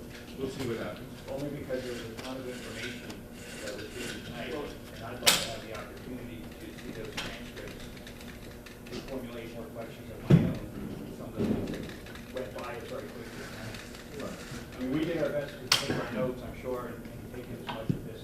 Well, so did I mean, I don't expect anybody to get a transcript. So that's why I'm asking, is there any way you can postpone this so that we can all have the transcripts? So No. your board members can have the transcripts of three of the board members that aren't here, so they would have the No, the transcripts? transcripts go to the board members that aren't here because they weren't here. Correct, I understand that. But if we're gonna go forward with a meeting on Monday, it doesn't seem like you're giving the board members enough time, the board members that were not here, enough time to even have an opportunity to think about what questions they may have for these expert witnesses. You're absolutely right. That's why board members will not be asking questions on Monday. That's worrisome to me. If a board member isn't given the opportunity to ask questions Board members can ask questions on the 23rd of October. of the expert witnesses. Yes. So we will. We may carry it, let's see what happens Monday night. If the public questions do not conclude Monday night, they will also be carried over. If the public questions do conclude Monday night, then that portion will be closed. I guess for the shade study, that's the only thing that will happen on the 23rd. And after that, questions from the board. Okay. Providing that they have the questions for these, providing that the expert witnesses are called back, all of them. They will be here. Okay. All right, thank you. Thank you. Thanks, board members. Oh, just one other thing. I'm sorry. I would just appreciate it, and this is a big development for us. It's impacting hundreds of people in our area. I would just appreciate that board members are not texting on their phones, are paying attention. I don't Well, know. quite frankly, if you're talking about me, I had to look to see when Rosh Hashanah was and Yom Kippur was. I'm not talking. So that there was not a conflict with our upcoming meetings. I was looking for a special meeting. That's not going to be possible because of conflicts of one type or another, holidays, whatever. So we're probably going to go from Monday's meeting to our regular meeting on October 23rd. Okay. But that's why I was. No, I'm not. You mean in general? In general. Okay. That's a lot uncomfortable that people, I know they're there for an emergency, but I mean, I would appreciate that people that board members pay attention to what's going on in the meeting. It may not impact you directly, but it impacts hundreds of people that live in a certain area. And I'm also a little bit uncomfortable with people texting on the phones because they may be texting, political cronies, whoever they may be texting, and letting people know what's going on in meetings. It's just uncomfortable to me, and I think we deserve the respect of you paying attention to what's going on in the meeting. Okay. Thank you very much. Thank you. Good evening. We're back. Margaret and Kathy. 600 Boulevard. This is more than an observation. I've attended a number of the meetings, and except for yourself, very rarely do I hear a question from a board member about the application. Rose Porto being the exception, and the vote seems to go yes, yes, yes. It just leaves a bad impression that there seems to be no questioning from the board, and yet just automatically doing everything. It's almost like a rubber stamp. And it Well, sort of I'm ties sorry, into I don't those agree things with you. I mean, what you're doing is really complimenting the chair for asking all the questions that other board members may have. It That's is another, possible. that is another way of looking at it. That is another, but it just, I can tell you quite frankly, and I'm looking at the four board members here, that when they have questions, they ask them no matter what. okay. I have seen it. All right. Thank you very much.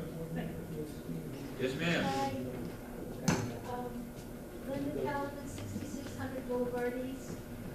Peggy took a lot of my comment away.